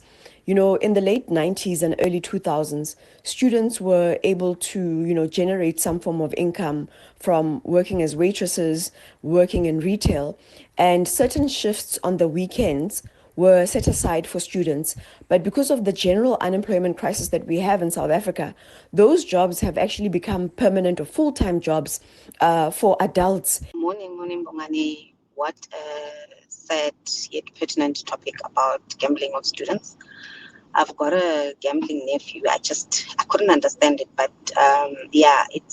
when I try to logicalize it, it's linked to the influencer culture, the culture of making quick money, the culture of seeing what is on Instagram, people popping bottles, etc., and that it can come easy and quick. He doesn't want to study anymore because, it doesn't count what he loses, I think, but what he makes, he feels, is much more than actually going to work for it. So, yeah, it's very, very sad. Gosh, what a conversation we had. If you missed it, you can go to Prime Media Plus and catch up with all the conversations on all the shows if there's something that you've heard about that you might have missed.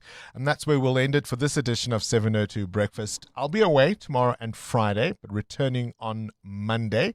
Until then, my friends, ma zeneton. This is EWN. Good morning, I'm Sfiso Zulu. The Madlanga Commission will this morning make a ruling on another application for a testimony in camera. A businessman who is going to testify as Witness M made the application. Witness M argues that a public testimony would jeopardize his safety and compromise the reputation of his business.